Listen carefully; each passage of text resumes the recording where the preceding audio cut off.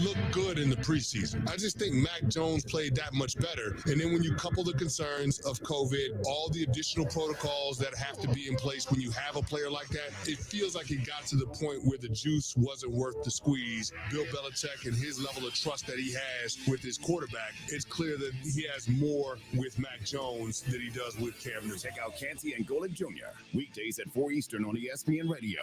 WING 1410 Dayton. Dayton's ESPN Radio.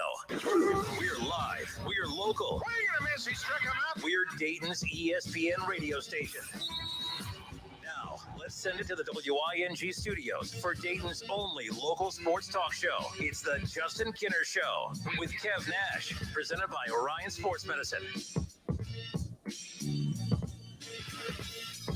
All right, welcome in. Buckle up. It's a Thursday. Week 1 of the NFL season officially kicks off. Coming up later on tonight, the Dallas Cowboys, not the Kansas City Chiefs. Sorry, that's my other team. My other team has the Kansas City Chiefs. Tampa Bay Buccaneers, of course, and the Dallas Cowboys kick off the 2021 season. We welcome you in. It is the Justin Kinner Show with Kev Nash, presented by Orion Sports Medicine. Kev, happy Thursday. Good Thursday, young sir. Football is really back.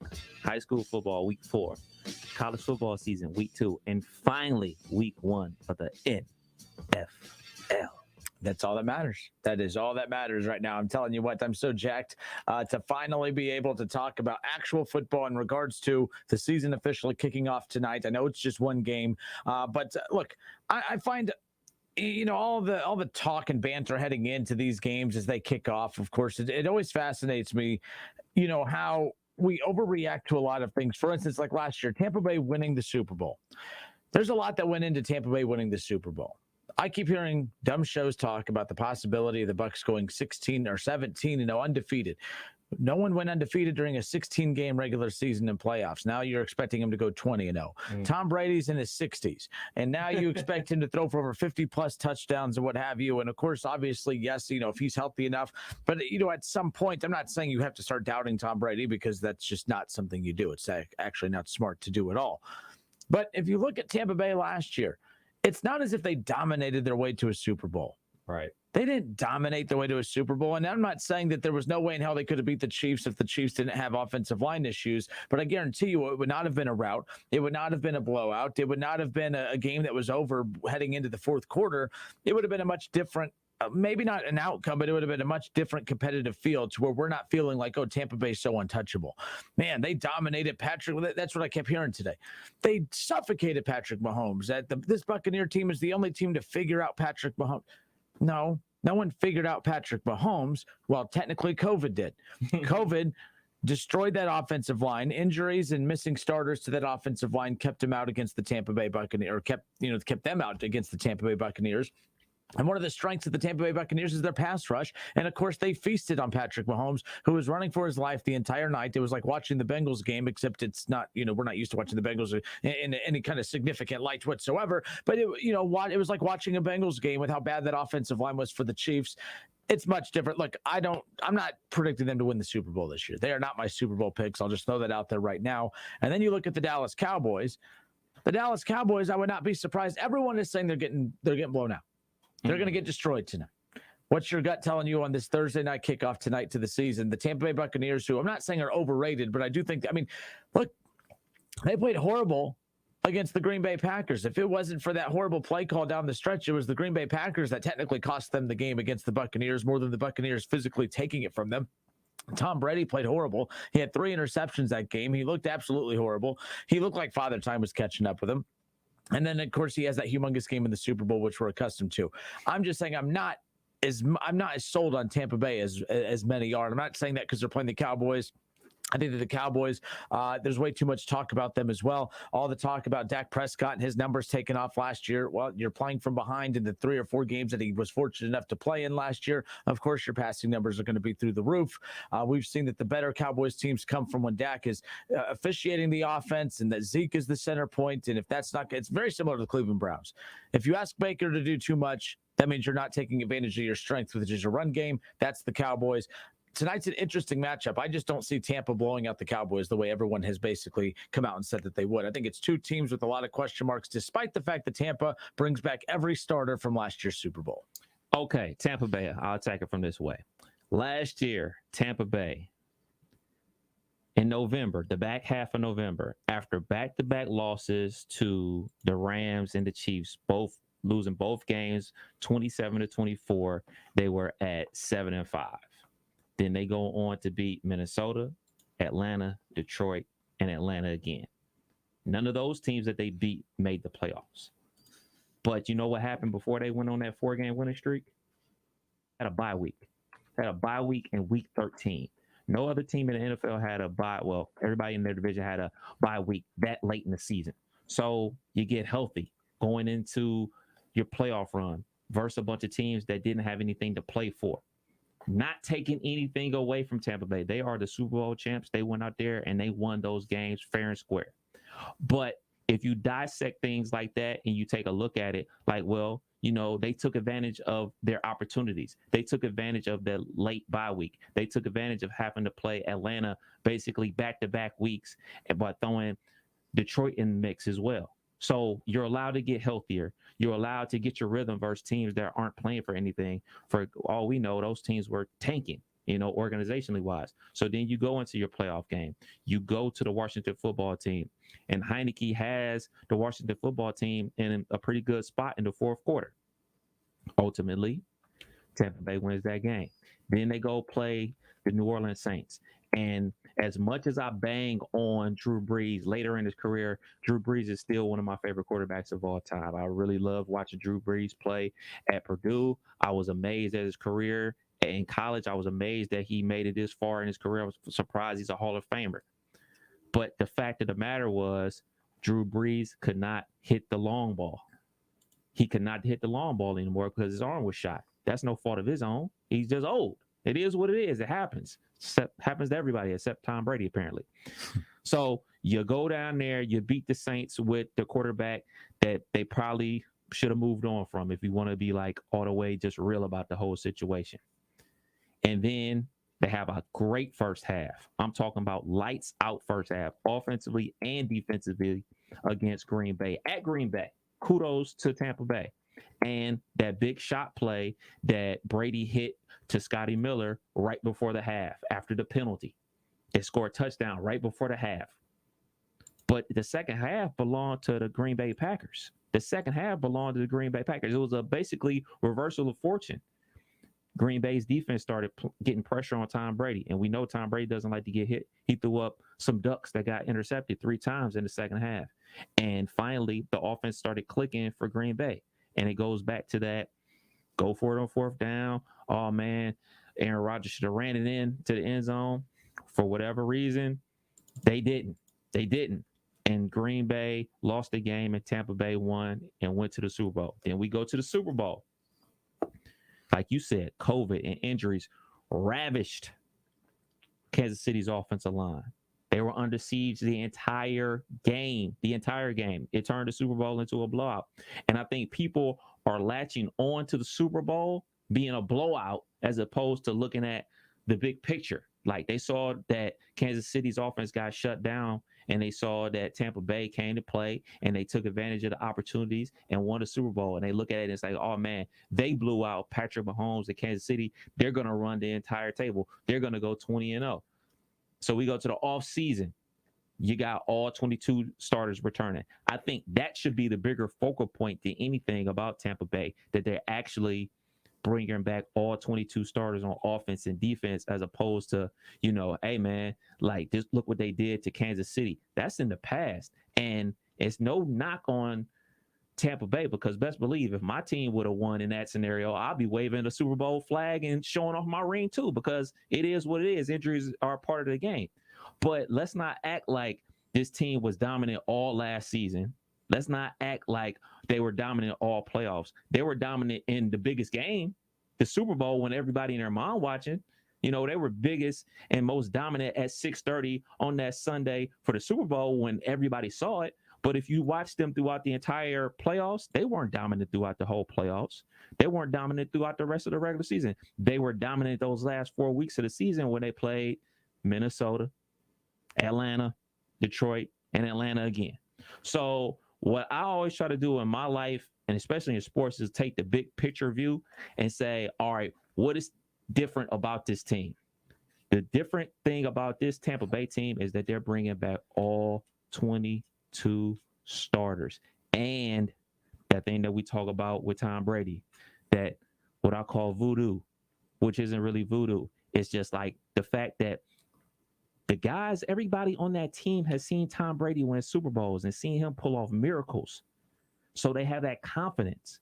So returning 22 starters and that confidence, I think that's what is going to propel Tampa Bay this season. This is why I believe they have an opportunity to run the table. I don't think they're going to do it, but like that's what I will be harping on. I wouldn't be harping on the fact that they beat Kansas City in the Super Bowl and blew them out and everything like that. I will harp on the fact that they're confident and they're bringing back all 22 starters.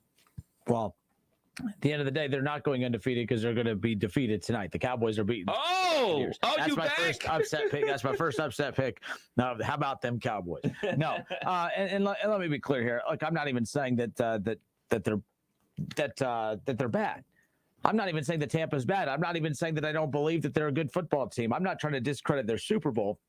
What I'm trying to do is to tell the people that are overreacting to their success to just calm the heck down a little bit, because they weren't a dominating football team. They didn't overwhelm anybody. They were a very, very good football team. And again, to their credit, they had to gel in the middle of the season. That bye week was huge because it allowed them to kind of regather themselves a bit. They were able to address the stuff that was kind of, impacting them negatively in the first half of the season. They were able to gather the troops a bit and then target the second half of the season in a much different light. But my point is not so much attacking the Buccaneers more so than it is the people that are acting like, oh, the Cowboys don't have a chance, that the NFL doesn't have a chance, that the Super Bowl is, trophies as good as. There's been better teams that have won the Super Bowl in the past that have not repeated. Right. I think that the Chiefs, the Chiefs are a better team. There's been better teams that have lost the Super Bowl. Yeah, and that's my point. So, again, and it does help that the NFC is not dominant. Like I don't. The Packers are very, very good. I don't think that they're dominant. I just think it's a very even playing field in the NFC when you look at the contending teams. I don't think that when you look at the Buccaneers, the one thing they have going for them is, you brought up, all 22 starters returned from a year ago. That experience, that chemistry, that buying in, that mindset to buy in together to come back. Entire coaching staff is back, and yeah. So all of that gives them the edge. But that edge is not a mile long. It's not a huge gap. I just think that it's going to be a very entertaining season out of the NFC. AFC is where all the talent is, but at the same time, the one team that can contend with, two teams really that can contend with pretty much anyone in the AFC, it is the Tampa Bay Buccaneers and it is the Green Bay Packers. Dalton Cooper, I don't know who you are, but I think you're a Buccaneers fan. You and Ron are the tag team champions. Him and Ron are both, they're getting upset.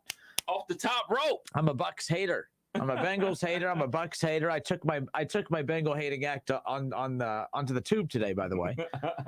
Really? No, I was on Dayton 24/7 now today. I got to make sure that I said the Bengals would finish in last. I took the show on the I took the act on the road. There you go. So there's they that. Found us. They did. I got a Bengals topic coming up here in a little bit. Jamar Chase has an excuse for why he's struggling catching the football, by the way. Oh, goodness. No, I'm not making this up. Let me read this headline to you. This is perfect to transition into the next part of the show. It's the Justin Kinner Show with Kev Nash, presented by Orion Sports Medicine. But, Kev, how about this? This is an article that came out earlier today. The NFL ball is harder to catch than the NCAA ball. It's also harder to see without the white stripes. That's Jamar Chase on the struggles of catching this new NFL football. Don't comment. The face says enough. We'll move on to the next topic. No, I'm just joking. 518-1410, 518-1410. That's the number to jump in on the conversation and call into the show. I'm excited. We're going to have our week one picks coming up around the corner. Make sure you get those submitted at wingam.com. Oh, yeah, running out of time. Yeah, the Pro Pick'em presented by Frickers. Frickers Bucks, $100 of Frickers Bucks awarded to the week, $25 in Frickers Bucks awarded to the weekly round winners. So make sure you go and jump in on that opportunity right there. Winner every week. You can win it more than once, but make sure you go and get your picks submitted. Game one tonight as we head into week one of the NFL season. All right, we'll step away for a few moments. It's the Justin Kinner Show with Kev Nash, presented by Orion Sports Medicine. Jamar Chase, Bengals wide receiver, who has had issues with catching the football, which is unfortunate, seeing as that his job is to catch the football. Jamar Chase says, well, the NFL ball, it's harder to catch than the NCAA ball. It's hard to see. Can't see it, he says, without the white stripes. You can't see it. The NFL, the ball needs to have some white stripes on it for him to be able to see it. I feel bad for Ja'Marr Chase. Different ball, different size ball. If only he was prepared. If only he was prepared. So apparently it's the football. Not him, the football. Aren't you glad you took a receiver who can't catch it? Number 5, Bengals fans. We'll be back in a moment. Oh, the season is here, and I feel it. We'll be back. It's the Justin Kinner Show with Kev Nash. It's the Justin Kinner Show with Kev Nash, presented by Orion Sports Medicine. ESPN 1410 Wing AM weather. This afternoon will be mainly clear and sunny, a high near 76. Tonight will be mainly clear, a low near 52. And tomorrow will be clear and sunny, a high near 80. I'm Pete Spivak for 1410 ESPN Radio. Weather is brought to you by Cullet Propane, making buying propane easy since 1952, offering budget billing and pre-buy options. Find out more at culletpropane.com. I'm Serena Williams. You watch me live on TV. So why am I in a British drama you watch on demand? Fancy a dance, no idea? Sure. It's because DirecTV Stream brings the best of live TV and on demand together. Oh, you're quite the dancer. Mr. Jeffries, you're making me blush. Oh. Introducing DirecTV Stream, the best of live TV and on demand with no annual contract. Get your TV together at directtv.com. Requires high-speed internet and compatible device. Content varies by package and location. Restrictions apply. 5G is here, but the big carriers want you to sign a pricey long-term contract to get in on the action. Well, no more, because Straight Talk Wireless has rolled out 5G coverage nationwide, with plans starting at just $35 a month with no contract. And get a Samsung Galaxy A32 5G for only $299, all on America's best networks. 5G coverage, 5G phones, less money. Straight Talk Wireless, no contract, no compromise. 5G capable device required, actual availability, coverage, and speed may vary. Goodyear believes in the power of moving forward. No matter if it's on the track, the court, or the field, movement makes us want to be more. It pushes us to go further, to show the world what we can do. Movement has the unique ability to change our perspective, to challenge us, to work for a better tomorrow. Movement can even bring us together when we're still. Because if we're focused on the next move, we don't have to worry about what's behind us. Goodyear, more driven. Need a U.S. passport? We can help. Hi, this is Mike Foley, your Montgomery County Clerk of Courts. Visit one of our convenient auto title locations in Huber Heights, Clayton, downtown, Moraine, and Centerville. Make us your first destination before you travel abroad. No appointments ever needed. We do passports.com for more info. Over the last year and a half, we all learned some hard lessons. One of the most important is that you can't put off the inevitable. Hi, this is Mark Davis at Dayton Memorial Park Cemetery and Mausoleums. No matter how hard it is to think about, we all need a final resting place. When pre-planning with your funeral home, please remember that cemetery arrangements must also be made. Call us today at 937-890-1831 or visit our website at DaytonMemorialPark.com. And remember, Dayton Memorial Park is a beautiful place to celebrate life. Many Vietnam War veterans were unknowingly exposed to dangerous chemicals impacting their health and quality of life. There are now expanded benefits for veterans exposed to Agent Orange. Veterans with Parkinsonism, bladder cancer, or hypothyroidism who previously applied for VA disability compensation but were denied should reapply and might be eligible for retroactive compensation. Exposed veterans who have not yet applied should consider filing a new claim. For assistance, call Montgomery County Veterans Service Commission at 937-225-4801. Get in zone, AutoZone. Welcome to AutoZone.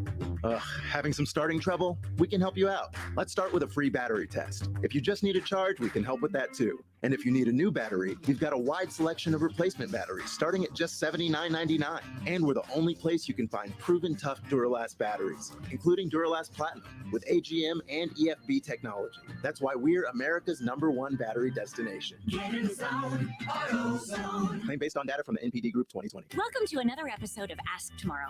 I'm your host, Tomorrow. Better sleep makes for a better me, and Casper's cooling collection has everything hot sleepers need to keep cool all night long, like the Wave Hybrid Snow Mattress for over 12 hours of cooler sleep. Okay, next caller. Hi, Tomorrow. I need to break up with my boyfriend. Any suggestions? Get him a breathable mattress protector. It helps hot sleepers stay cool. I think I'll just go with flowers. Yeah, none of my exes appreciated the mattress protector either. Casper, love your tomorrow. Hey, here to tell you about my friends at Cordell Transportation. They're now hiring Class A CDL drivers and offering a $5,000 sign-on bonus. That's right, a $5,000 sign-on bonus. Home daily, dedicated lanes, and no-touch freight.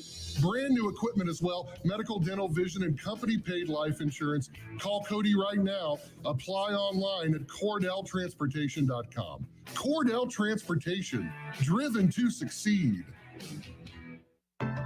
As first responders, we focus a lot on the physical demands of the job, but what about the mental demands? As a new Concord police chief, I know firsthand that it's not normal to see what we do, take it home, and deal with it on our own. That's why I encourage you to seek help if you need it. Visit the Ohio Department of Insurance's website, insurance.ohio.gov, or call 800-686-1526 to speak to experts who can help you understand what mental health benefits may be in your health plan.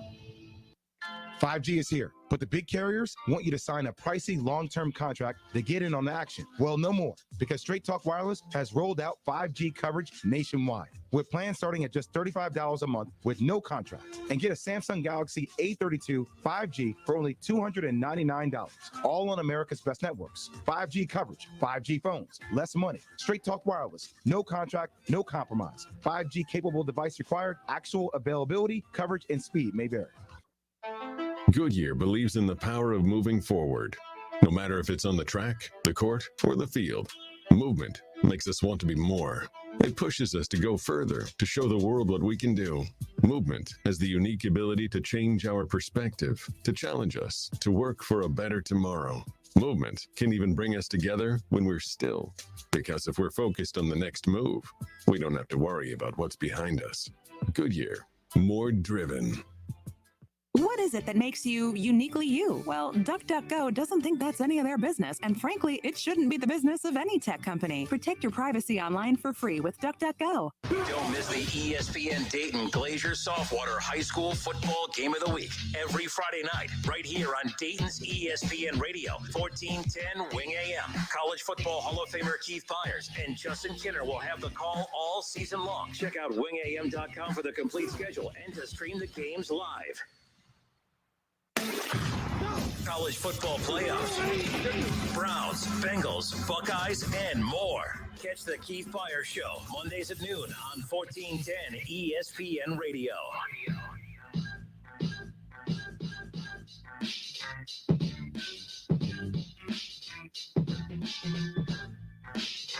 The Cincinnati Bengals will welcome in the Minnesota Vikings as they kick off the 2021 season coming up this Sunday. In fact, Kev, you and Keith Byers will be live out at Frickers for the Sunday morning tailgate show, 11:30 to 1 p.m. You'll walk it right up to kickoff for the Bengals and the Vikings. And look, as much as I am a Bengals hater, that's not a title that I've given myself. I've been given it by you, the loyal listeners.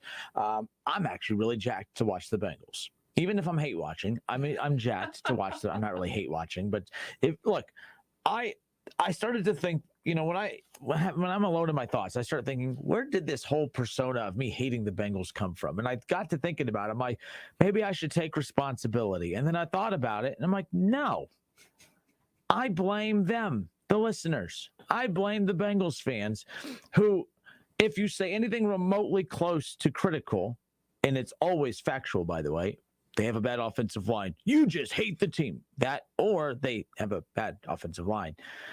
All the guys that for years I've been saying were bad are no longer with the team, but during that stretch that they were on the team and I said they were bad, I was labeled a hater. I don't get it. I don't expect them to apologize. I think that they should. In fact, we should open it. If Bengals fans, you want to apologize to Kinner for you being wrong and Kinner being right, you are more than welcome to call in. But I do blame them because a lot of times I'm so obsessed with being right that I don't care if I'm showing bias towards the team or not at this point. And I'm not a journalist, so I don't care. I don't have to not show. I'm a sports talk radio host. I have to have an opinion. And my opinion is the Bengals aren't very good. They're going to finish in last place. They're not going to win on Sunday. Jamar Chase, the number 5 overall pick, their first round pick that they took over an offensive lineman, which I don't even want to hear that Penei Sewell has struggled with the Lions because maybe Penei Sewell and Jamar Chase are both victims of going to, those great organizations that we love to talk so much about all the time, right? Jake Whiting already, who watched me on ABC, on Dayton 24/7 Now earlier today, Kev. He goes, you're a lot nicer on TV. But see, Jake, I'm saying the same things now that I technically said on television. I technically said. Were you as vicious? Hell no. It's not my crowd. I mean, it is what it is. The bottom line is, so an article comes out earlier today, Jamar Chase, who has had struggles catching the football throughout the preseason. And I don't know if it's being made too much of. Like, we're following the Bengals, we're following Jamar Chase. I don't know if Jalen Waddle and Devontae Smith and some of these other receivers, are they having the same type of issues? I don't know. I'm cracking this mic right now, not looking into that. I have no idea. Is this just part of rookie struggles? I don't know. But Jamar Chase says, Kevin, in his defense, he was not asked, hey, you're dropping the football. Why are you dropping the football? He didn't respond with this, but it's not a good response when you consider the fact that there's a lot of concern out there as to why he is struggling in camp. Why is he dropping so many, not deep ball passes either, Kev? A lot of them are screen passes. Some of those practices in preseason games, it was kind of alarming, some of the stuff he was dropping, because that's supposed to be your number one wide receiver. I would be concerned if he was your second or third option dropping those kind of passes, but he's your number one wide receiver. And I don't care if he is a rookie, because at the bare minimum, what I expect of a wide receiver is to catch the football. Like, especially when you drafted him number 5 overall, especially when you try to convince the fan base that you're picking as high as you are because your quarterback went out in week 9 or week 10 or 11 or whatever the hell it was because you couldn't protect him, and you're going to ignore that number one need to take a wide receiver who cannot catch now. I think that's a little bit alarming. I think that's a problem. I don't think I'm being a hater. I think that even the true smart Bengals fans are concerned, and I have no this is why I blame Bengals fans, Kev. Here's why. Because if Bengals fans can just say, Kenner, you're right, it is concerning that our wide receiver that we took number 5 overall to be our number one wide receiver, it is concerning that he's dropping so many passes. I'm concerned with you. My tone would be different. I'd be like, see, we're on to something here. I'm not saying he's bad. I'm not saying he's going to be a bust. This isn't a good start, though. This isn't the start that Bengals fans were hoping for in regards to the media attention that he's getting. He can end up having 8 catches for 120 yards and 3 touchdowns on Sunday, and that's why I took off next week. I don't want to risk having to deal with all the cockiness of the Bengals fans, right?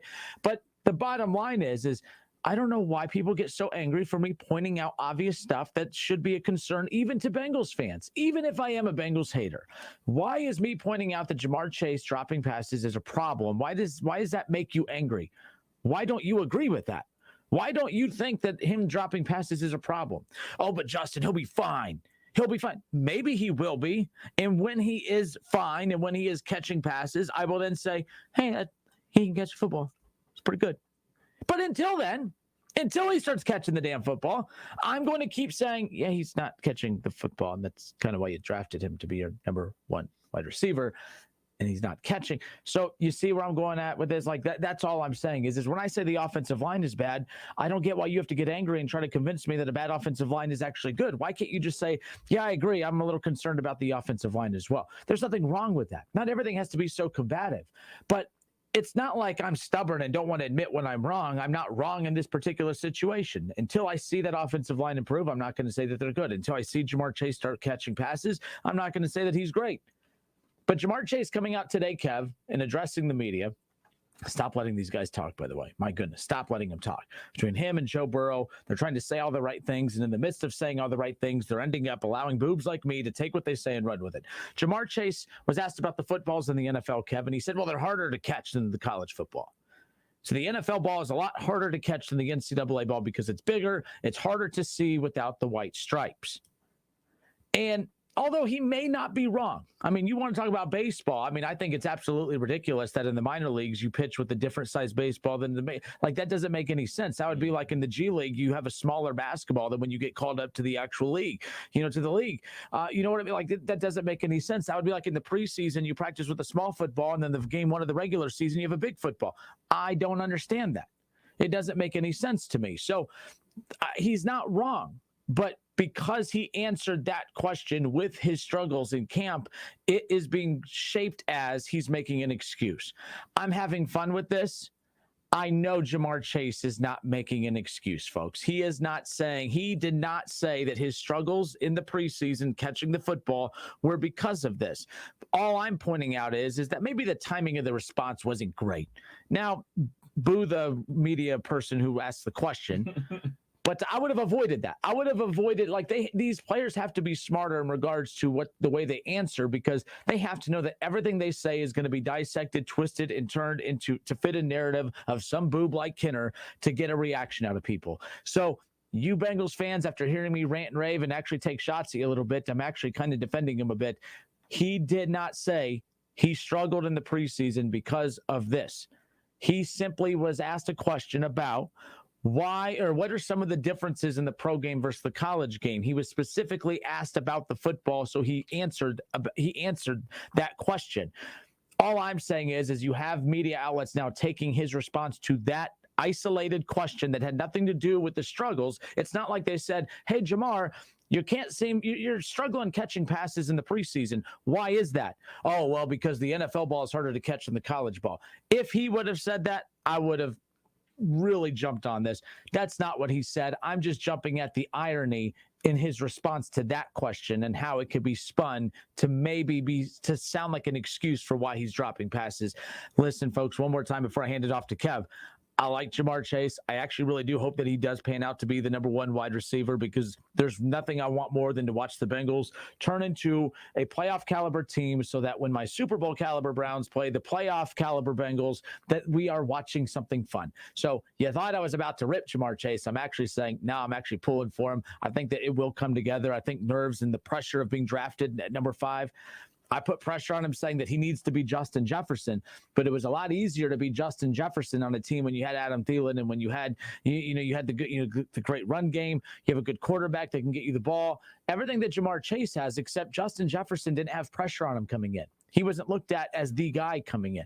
Unfortunately for Jamar Chase, every drop is going to be magnified because he's supposed to be the number one wide receiver. Justin Jefferson was not supposed to be the number one wide receiver for Minnesota. He was supposed to replace Stephon Diggs, which technically Adam Thielen was moving into that number one option spot for the Vikings. So, say you thought I was hating on him. I'm actually defending him. I think the dude's going to be okay. But I'll tell you this, if we're having these issues in week 2 and week 3, then you're going to start hearing me be a little bit more critical, because regardless, he was drafted number 5 overall to be the number 1 wide receiver.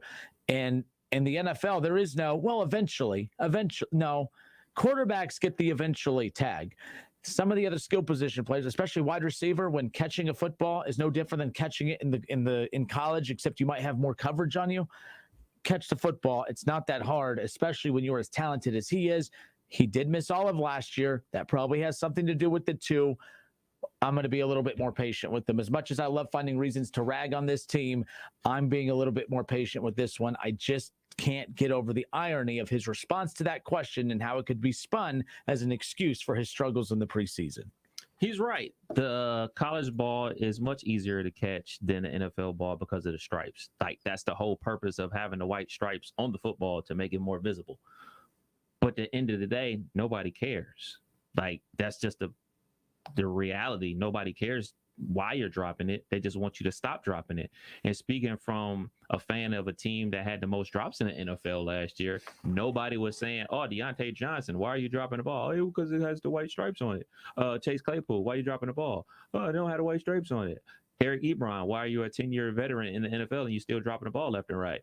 Oh, because it don't have the white stripes on it. Nobody cares. Nobody cares. And like you said, he wasn't saying, hey, I'm dropping the ball because this. He was asked a question, he responded. But at the end of the day, nobody cares. And that's just the reality of the situation.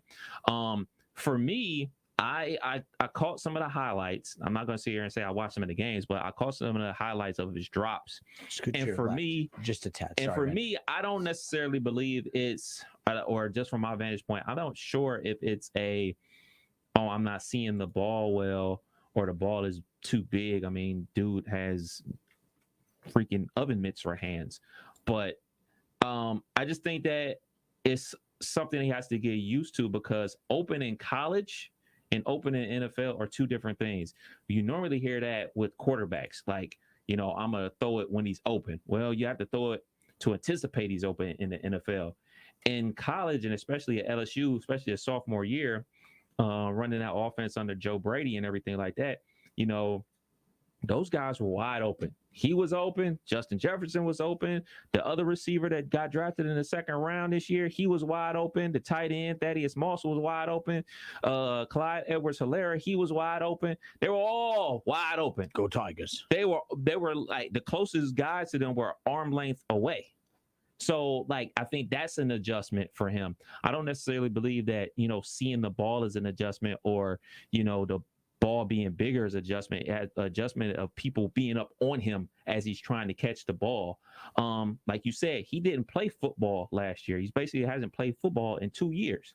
So I think that is more of an issue for him, because I know he was working out. I know he was practicing. I know he's on the jugs machine. Catching on the jug machine with nobody around you, is it the same thing as somebody grappling with you, fighting you for position for the football and everything like that? So it's going to take time, but I'm sure he's going to get his mojo back, because he's a football player, because we've seen him do it before. So I believe he'll be perfectly fine. But like the whole visibility of the ball, look, man, nobody cares, man, at the end of the day. And I'm sure he knows that.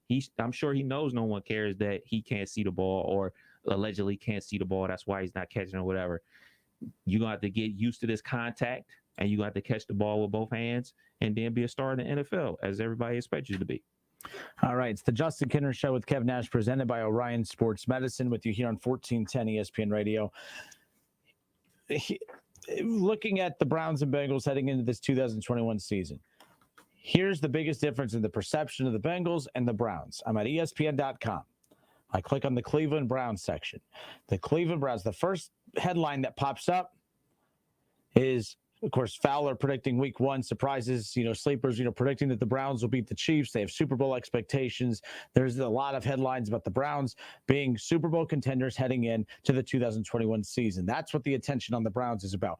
You go to the Cincinnati Bengals tab, Kev, and I click on that. And you want to know what the first headline is? This is what people are really thinking about the Bengals right now. While everyone else is looking at the Browns and talking about Super Bowl contenders, you click on the Bengals tab on ESPN.com. You want to know what the first headline is?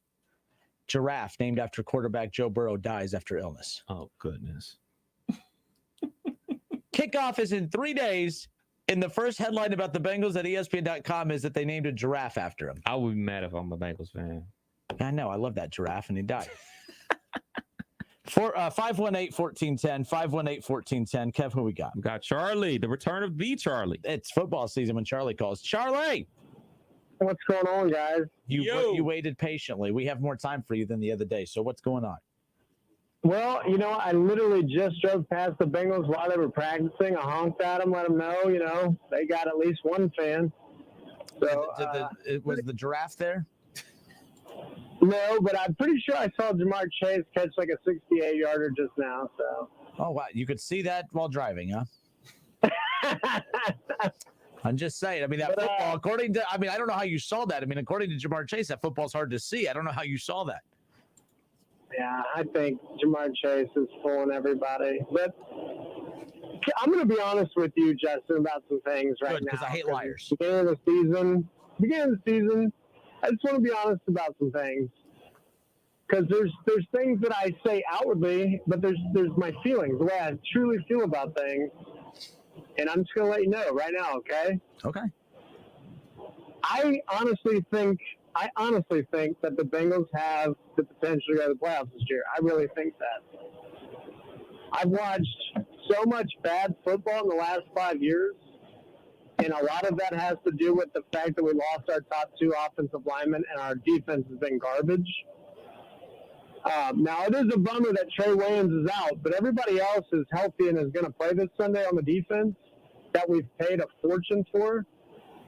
So I don't know if they're going to be amazing, but I think they'll be average on defense. And offensively, I just think that Joe Burrow's got what it takes. Okay? So there's that. All right? Now, Cleveland Browns. As much as I give you crap about the Browns, do you want to know how I honestly feel about them? Yes. Why not? I think they are. I might get killed for this. I think they're the best team in the AFC. Oh, look at you. I agree. Finally, I say like something I agree with. I mean, my eyes were going to get stuck behind my head there for a bit, but now we're on the same page, Charlie. This is what I like to hear. Look, I'm not. It's not a setup. I was just kind of thinking about everything. Maybe the Bills, but I don't think there's anybody. I don't even think the Chiefs have a more complete team. And with Baker having that win in the playoffs and having so much success last year, now I don't know how things are going to go with OBJ back, but I just think that's like kind of icing on the cake. Like, I think this is a contract year for him, right? Yes, and I will say this because I'm trying to be as realistic as possible.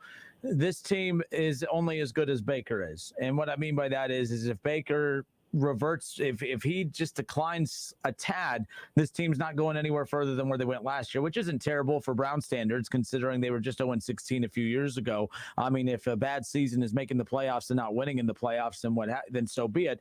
But this team wasn't built to just be competitive and to flirt with the playoffs. This team was built, especially the moves in the offseason. Those moves were made to win a Super Bowl. These moves weren't made to compete for the division. These moves were made to win the Super Bowl, to go up against an Aaron Rodgers or a Tom Brady or a Patrick Mahomes. So, yeah, I mean, it's all on Baker Mayfield. The defense is good enough. The run game's good enough. The O-line's good enough. The receivers are good enough. It just comes down to whether Baker's good enough. I believe he is, but I understand the doubt. I definitely do. They went toe-to-toe with the Chiefs last year, and I think if they would have ended up winning that game, they would have went to the Super Bowl because I think they would have beat the Bills. The Bills were not as impressive in the playoffs, I don't think, as the Browns were. Oh, hold on. You're wrong, and you know why you're wrong? Because David Shaw said so. David Shaw said they are not the best team in the AFC, period. Chiefs, period. Didn't the Chiefs beat them in the playoffs last year? Now he answered himself. He says, yes, they did. So the Chiefs are better. That's David Shaw. So Charlie, take notes. Yeah, but they completely tore down and rebuilt their offensive line, and maybe they'll be good. Maybe, Look, there's no doubt about the Chiefs' offense. In fact, this Sunday, I do have the Browns beating the Chiefs. I will say this. Now, hear me out.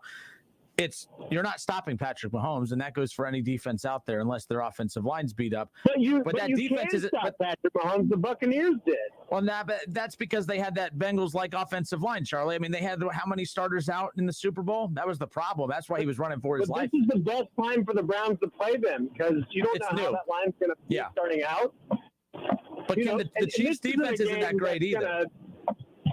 The Chiefs' defense is not very good, so that's why I'm more so saying that. I don't think they get up for games. I don't think they really get excited for the regular season. NBA I mean, players. I think the momentum is on the Browns' side for this game.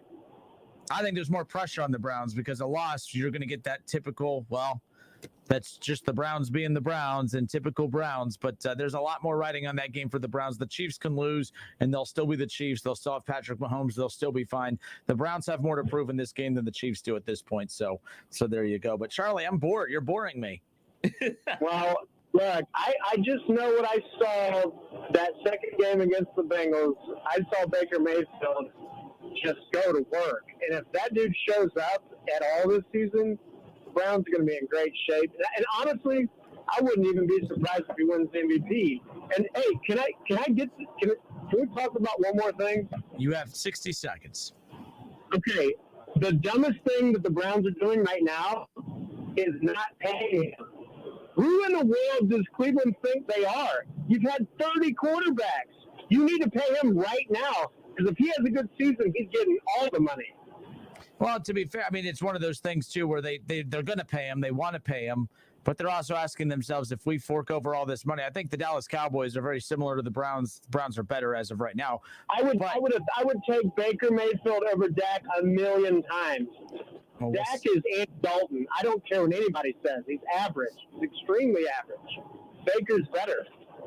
I don't like all this positivity from you, Charlie. I'm telling you, this is how I actually feel. We can get back to nonsense next week. But this is the start of the season. I really want to be straight up with you. This is how I honestly feel. Well, I appreciate that. I appreciate honesty, and I appreciate you coming to your senses and acknowledging Baker Mayfield and the Cleveland Browns. I'm looking forward to Sunday, looking forward to the Browns, looking forward to the Bengals, pulling for both. I want the Bengals to be feeling good about themselves when Baker puts an end to the Bengals. We're going to win on Sunday. Okay. I'm not even worried about that. Okay. Well, we'll get to our picks here. I'll get to my pick. I drafted Jamar Chase. We're going to win. He's going to have an all-star season. We're going to be fine. But I do think the Browns have a chance to win a Super Bowl this year. That's real. All right, good stuff. Charlie, take care, man. Hey, hooday. We'll see you guys. That was weird. You don't even know how to act when somebody agrees with you. I don't like it, to be honest with you. See? Glass half empty. No, I think Nora's right. Nora tells me all the time. She goes, "You just like to be mad. You just like to have something to be annoyed with." Nobody knows us better than our And then I women, look at Nora. I'm like, you know what? You're annoying me right now. There you go. Maybe she's right. Our women know us best, man. Charlie, come on now. All right, good stuff. 518-1410, 518-1410. A lot of action going on in the comment section on Facebook. Search The Justin Kinner Show on Facebook. You can watch the show live. Leave your opinions in the chat section. We'll pull them into the show on the other side. Or you can give us a call, 518-1410. 518-1410 is the number to call and jump in on the conversation. Jamar Chase, again, he says, well, the NFL ball is harder to catch than the college ball. It's harder to see without the white stripes. And as I said earlier, he wasn't making an excuse for his struggles in the preseason. He was straight up answering a question about what were some of the differences in the pro and the college game. He was specifically asked about the ball itself, but it wasn't a smart answer because he should have known that by answering it that way, it was going to be open to interpretation for guys like me and others to be critical of it. However, Kinner wasn't critical. He was pointing out the fact that, hey, you know what? You need to catch the damn football. I don't think he was making an excuse. It sure sounds like he was. But if he goes and he catches 7-8 passes coming up on Sunday, 100 yards, touchdown, 2 touchdowns, and he's a main part of that offensive drive for the Bengals, then who cares about the struggles in preseason? And that's all I got to say about that. We'll be back in a moment. 518-1410. It's the Justin Kinner Show with Kev Nash, presented by Orion Sports Medicine. We'll be right back.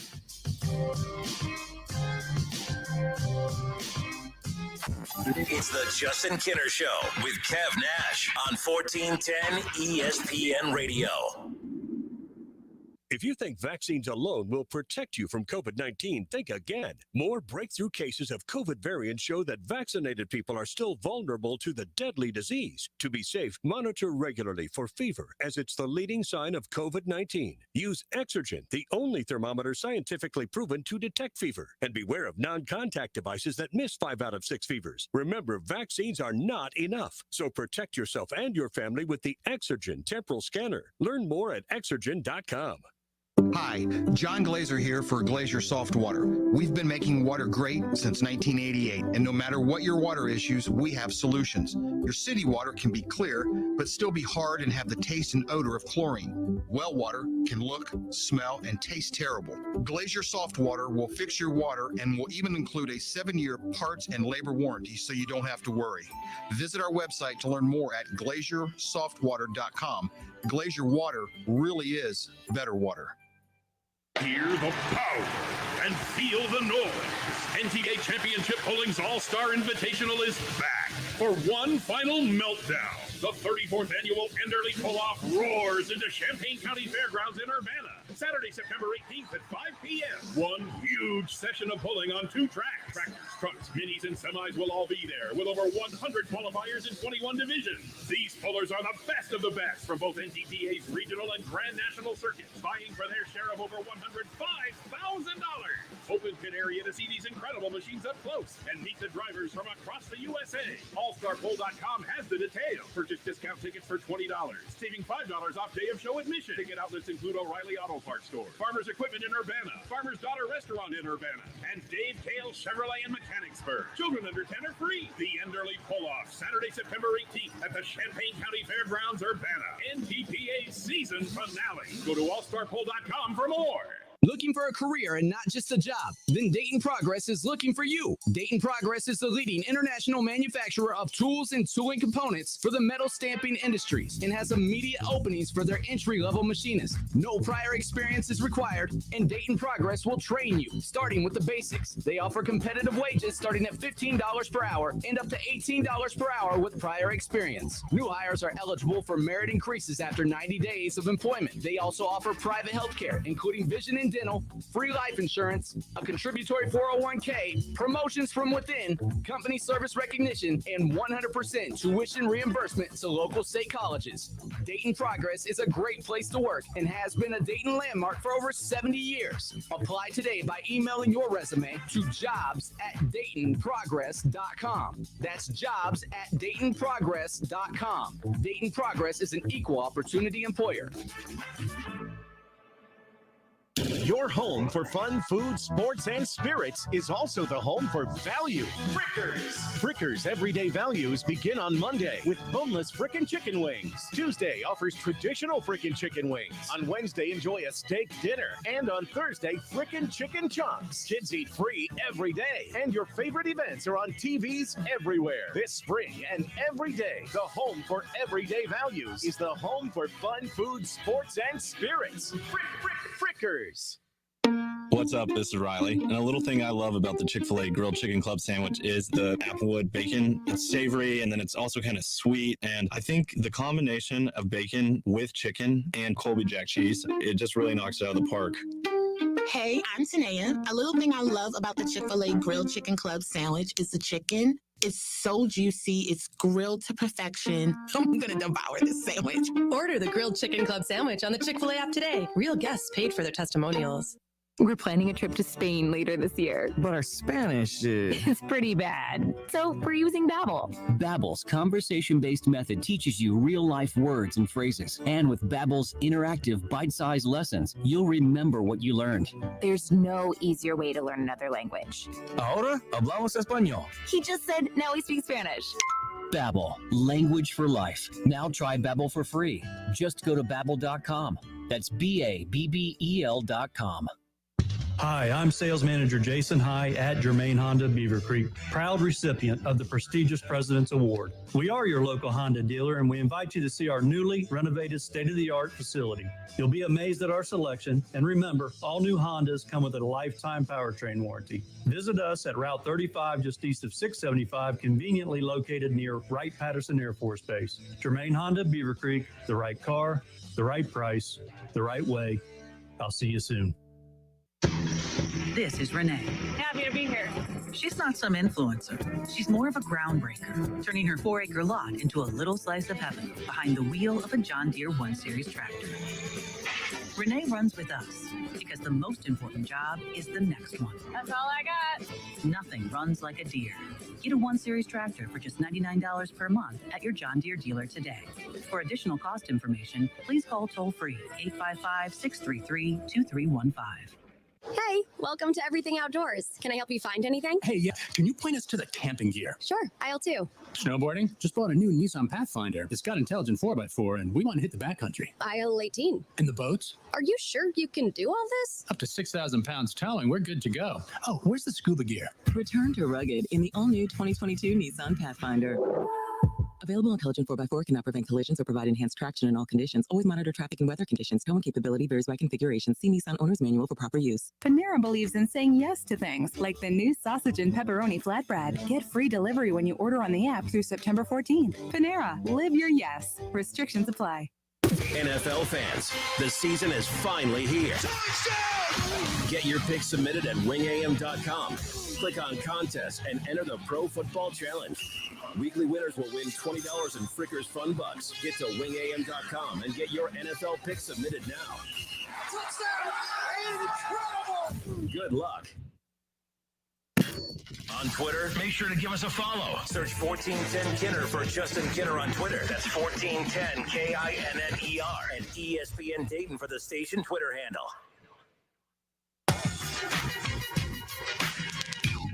The Justin Kinner Show with Kev Nash. The Justin Kinner Show with Kev Nash is live on Facebook. Search the Justin Kinner Show page on Facebook and be a part of the conversation. We're going to be giving away the Dayton Flyers, by the way, are in action coming up on Saturday.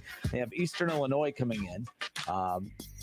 So there's that. Looking forward to that. Actually, have you been to a Dayton Flyers football game? I've never been. I went 2 years ago. Obviously not last year, but 2 years ago. And that was a lot of fun, too. I mean, getting to see Adam Troutman play a few years ago was pretty cool.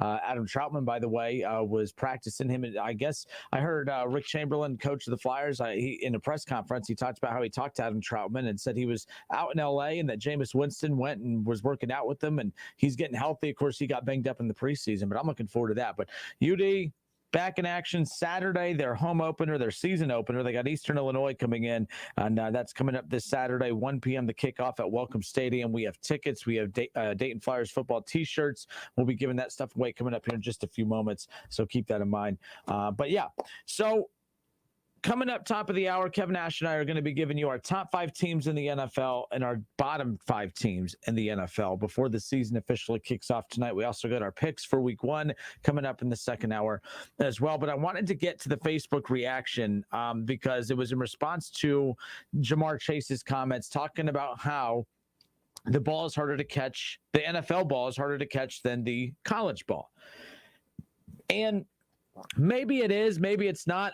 I don't even know if I really want to believe that it's harder to catch than the college ball. I think it's different than the college ball. And Kev, let me ask you this. If Jamar Chase is not having issues catching the football in the preseason, would he have answered that question the same way? No. So although I defended him at first, now I'm like psychoanalyzing this a little too much. I just need to get out of my own way here. But if Jamar Chase was not, like I said earlier, he wasn't making an excuse. But now that I'm really dissecting this a little more, I'm sitting here scratching my head saying, but wait a minute, that's such a peculiar response, mainly because if Jamar Chase was not having issues dropping the football in the preseason, would he have actually said that in response to the reporter who asked him? And by the way, this went viral today. This was from a press conference 3 days ago. Like, I don't know what took so long, but again, it takes a while for the Bengals coverage to kind of leak out into the public eye, I guess, outside of this, the 513, I guess. I don't know. But the bottom line is, if he was not having issues catching the football. You said this happened when was this press conference? 3 days ago. Okay. If he's not having issues catching the football in the preseason, if when the reporter asked him what's the differences between the NFL and the college game, would he have even brought up the football? Would he have even said, oh yeah, the NFL ball is harder to catch than the college ball while catching it? So now, I mean, I can see why people are being very critical of it. Stop talking. You got to be cognizant of the perception of how your answers are going to be perceived. Kev, I asked this a while back. I don't think that the Bengals do a good job of a lot of things, but of coaching up their players of how to respond to media. Like, this isn't the first time where I felt like the players have just been kind of loose with the responses to the media that has been opening the door to people being critical. For instance, Joe Burrow, Bengals fans truly believe that Joe Burrow, that the mental side of coming back from that surgery, they think that he's fixed that. Because you know why? Because he told them that. You don't tell the fans that, oh yeah, it's no longer a problem. Remember when the first week and a half of camp, Joe Burrow was having a lot of issues being comfortable in the pocket, and it was leading to a lot of overthrows. He wasn't comfortable in the pocket. The offense wasn't looking good, and all of a sudden, about 2 or 3 days later, he has a good practice or two, and then all of a sudden he comes to the media and says, oh yeah, we've worked through that. I'm no longer uncomfortable in the pocket. I trust my knee and I trust, and I'm like, why would you say that? Because now moving forward, when the season starts, when you're actually facing real pressure, because keep in mind, he only played 1 series in the preseason, didn't face any pressure whatsoever. He had a screen pass and a couple handoffs and he was out of there. Joe Burrow hasn't faced actual pressure. It was a controlled environment at practice to where the defense was not actually going to hit him. So for him to feel comfortable, it's because he trusted that the defense wasn't going to knock his lights out. That's not going to be the case against the Vikings. That's not going to be the case against the Steelers pass rush, the Ravens pass rush, the Browns pass rush. Those guys are going to be going in for the kill. Yep. Maybe an aggressive word to use, but you understand my point. So I just feel like he was out on an island with how he responded to the media there. I believe Jamar Chase is just tone deaf to the fact that he's been struggling in the game in regards to catching the football, which he was drafted to do, to catch the football. These answers are kind of off the cusp. They don't seem to be coached well on how to answer media questions. It even goes back to the coach and Zach Taylor. The very first day of camp, Zach Taylor came out and said, we're not going to overprotect Joe Burrow. I remember laughing at that because I don't think they've ever tried to even evenly protect him or averagely protect him. They don't even protect him. That's why he didn't play all last year. But my point is you had Zach Taylor come out and say, we're not going to handle him with kids' gloves. We're not going to be overprotective. He's going to be involved in every aspect of the preseason, including the games. And then not even 15 minutes later, Mike Brown, the owner, comes out and addresses the media and says he will not play in any preseason game. What communication is going on with the players, with the coaches, with the owners, coaching the players on how to address the media? I know the Bengals have fanboy media that protects them like they're the Buckeyes, but my goodness, you should see the fires that the fanboy media the Bengals is putting out today. I mean, all the media members, I'm watching them all. I respect them, but I'm watching them all go at people on Facebook and Twitter saying that they're like, oh, what are you going to do when he has 100 receiving yards on Sunday? I'm like, I'll react to that when that gets there. I'm reacting to this now. Like, I don't understand why you got to get so defensive. He said it. Response comes with that. Deal with it. Not buttoned up. Like, you know, whatever the page is going to be, let's be all on the same page. If we're going to be that team that's going to be boisterous and out there, kind of a la Dallas Cowboys, you know, from the top down. Baker early on. Jerry Jones is out there speaking his mind. His players speak their mind from Zeke and from that like aspect, that. yeah. So whatever your organization is going to be, let's be that from the top to the bottom. You know, if you look at how the Patriots operate with Bill Belichick, we're on to Cincinnati, just bland, no seasoning, is just bland.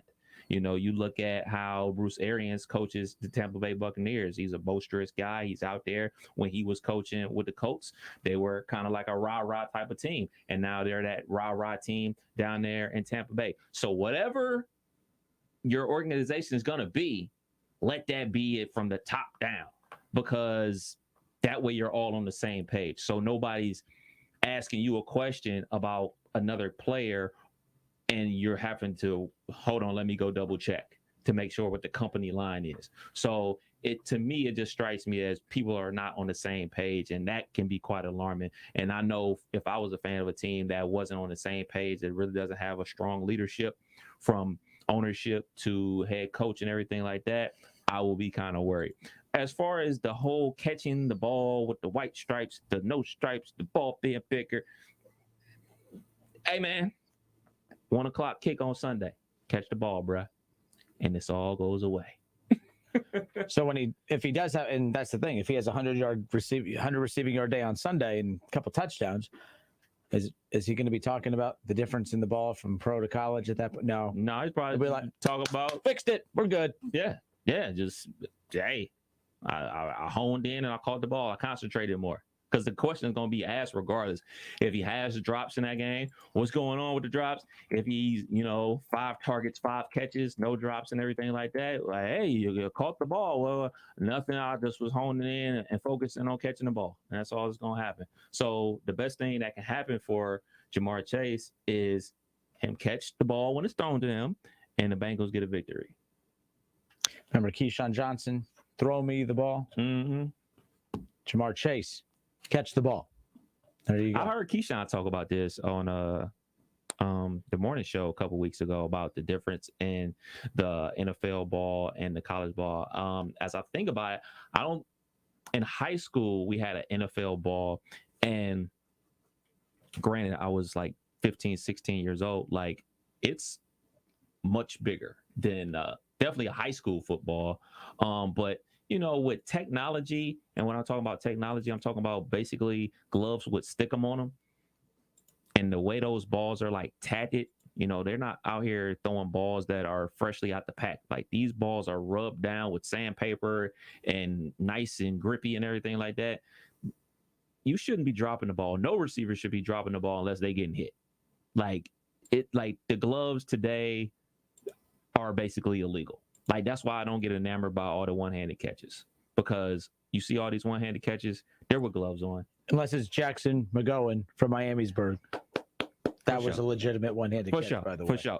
But like the catches that Tim Brown used to have, where he's out there barehanding the ball with one hand, like, I'm impressed by that. Jerry Rice said they used to catch bricks. Yeah. He'd have bricks thrown at him because he would toughen up his hands. Yeah. So that when a little NFL football was thrown at him, it would be like, well, this is better than a brick. Yeah, and I mean, I'm not saying throw bricks at Jamar Chase. I'm just saying, like, but toss him. You Do can catch something. a wrench. you can catch a ball. Yeah. I'm just saying. It's like a ton of things. Like my buddy, he trains high school athletes and his son. They do the exercise with the balls and everything like that to strengthen the ligaments, so you prevent spraying fingers and things like that, and prevent jam fingers, make fist and rice and everything like that. That's something we used to do in high school and everything like that to strengthen your hands. Whatever the case may be with Jamar Chase, come 1 o'clock on Sunday, best thing you can do is catch the balls that thrown to you. Catch the ball, Jamar Chase. Catch the ball. Your team needs you to catch the ball because it's one of their only few chances they have at being competitive. So I'm just saying, catch the football. All right. Hour 2 coming up next. We're going to give you our top 5 teams in the NFL. The season kicks off tonight. Wingam.com. Submit your picks at wingam.com. $25 in Frickers Bucks will be awarded to the weekly round winners. Of course, Kevin and I will give our picks coming up in hour number 2 as well. We'll go down and make our picks live here on the show. We'll submit ours. You need to submit yours. Be a part of the conversation. There you go. So we'll give you our picks in hour 2, but when we come back, we're going to give you our top 5 teams in the NFL and our bottom 5 teams in the NFL. That's right. Football season is back. We'll be back. Hour 2 next. It's the Justin Kinner Show with Kev Nash, presented by Orion Sports Medicine.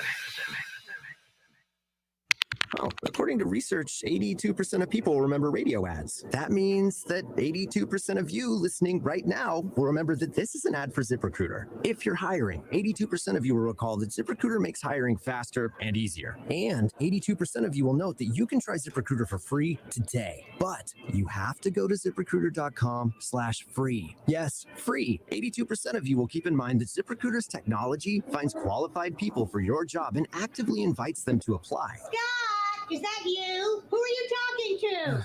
82% of you will also know that I live with my mom. But the most important thing to note is that ZipRecruiter works. In fact, 4 out of 5 employers who post on ZipRecruiter get a quality candidate within the first day. Will you be part of the 82% who remember where you can try ZipRecruiter for free? It's ZipRecruiter.com/free. Again, that exclusive link is ZipRecruiter.com/free. How much? Free. That's ZipRecruiter.com/free. If you think vaccines alone will protect you from COVID-19, think again. More breakthrough cases of COVID variants show that vaccinated people are still vulnerable to the deadly disease. To be safe, monitor regularly for fever, as it's the leading sign of COVID-19. Use Exergen, the only thermometer scientifically proven to detect fever. And beware of non-contact devices that miss 5 out of 6 fevers. Remember, vaccines are not enough. So protect yourself and your family with the Exergen temporal scanner. Learn more at Exergen.com. This is Renee. Happy to be here. She's not some influencer. She's more of a groundbreaker, turning her 4-acre lot into a little slice of heaven behind the wheel of a John Deere 1 Series tractor. Renee runs with us because the most important job is the next one. That's all I got. Nothing runs like a Deere. Get a 1 Series tractor for just $99 per month at your John Deere dealer today. For additional cost information, please call toll-free 855-633-2315. Hey, welcome to Everything Outdoors. Can I help you find anything? Hey, yeah. Can you point us to the camping gear? Sure, aisle 2. Snowboarding? Just bought a new Nissan Pathfinder. It's got intelligent 4x4, and we want to hit the backcountry. Aisle 18. And the boats? Are you sure you can do all this? Up to 6,000 pounds towing, we're good to go. Oh, where's the scuba gear? Return to rugged in the all-new 2022 Nissan Pathfinder. Available intelligent 4x4 cannot prevent collisions or provide enhanced traction in all conditions. Always monitor traffic and weather conditions. Towing capability varies by configuration. See Nissan Owner's Manual for proper use. Hello, I'm Clerk of Court Rob Scott, serving Kettering, Centerville, Moraine, and Washington Township. From October 18th to October 29th, you can come to Kettering Municipal Court and pay off half your fines and costs, and the other half will be waived. There is nothing to fear. Come pay off half your fee. This is brought to you by Rob Scott, Clerk of Court. Cordell Transportation is now hiring Class A CDL drivers. $5,000 sign-on bonus. That's right, $5,000 sign-on bonus. Home daily dedicated lanes, no-touch freight. Apply today at CordellTransportation.com. Cordell Transportation, driven to succeed. CVS pharmacists have a tool designed to look for ways that may help lower your prescription costs. Visit CVS today. The Justin Kinner Show with Kev Nash, presented by Orion Sports Medicine. Weekdays at 3 p.m. right here on Dayton's ESPN radio station, 1410 Wing AM. Whether you're at home, at work, or in your car, tune in to ESPN 1410 Wing AM or stream us live at wingam.com. We are Dayton's home of the Ohio State Buckeyes. Into the end zone goes Chris Olave. A.J. Hill, 6-yard touchdown catch. Right sideline and down he goes to the end zone. WING 1410 Dayton's ESPN Radio. We're live. We're local. What are you gonna miss? He struck him out. We're Dayton's ESPN radio station. Now, let's send it to the WING studios for Dayton's only local sports talk show. It's the Justin Kinner Show with Kev Nash, presented by Orion Sports Medicine. College Football Hall of Famer Keith Byers and myself will be at Wayne tomorrow night for our Glacier Softwater High School football game of the week. Already week 4 of the high school football season. How about that? Wayne and Springfield. How about that matchup right there? 2 of the best in the GWAC, 2 of the best in the state, and 2 of the best in the Miami Valley going head-to-head. And we're fortunate to be bringing you the call tomorrow night right here on 1410 ESPN Radio. 7 o'clock to kick off. College Football Hall of Famer again, Keith Byers and myself will be bringing you that. Keith Byers will also be live at Frickers on Sunday morning with Kev Nash here for the Sunday morning tailgate show. The show starts at 11:30. Of course, you could tune in at 1410 Wing AM, but what we would really like is, for you to come on out, grab a table, watch the games at 1 o'clock. I mean, Frickers has wall-to-wall TVs. It's not a bad spot in the house to be able to watch all the great football games coming up this weekend. And week 1's so special. Why am I going on vacation on week 1? You tell me. Because you don't want to go on vacation. I mean, on Monday, I'm telling you right now, be prepared. We might go live on the Facebook page on Sunday. You're going to see the beach in the background and everything like that.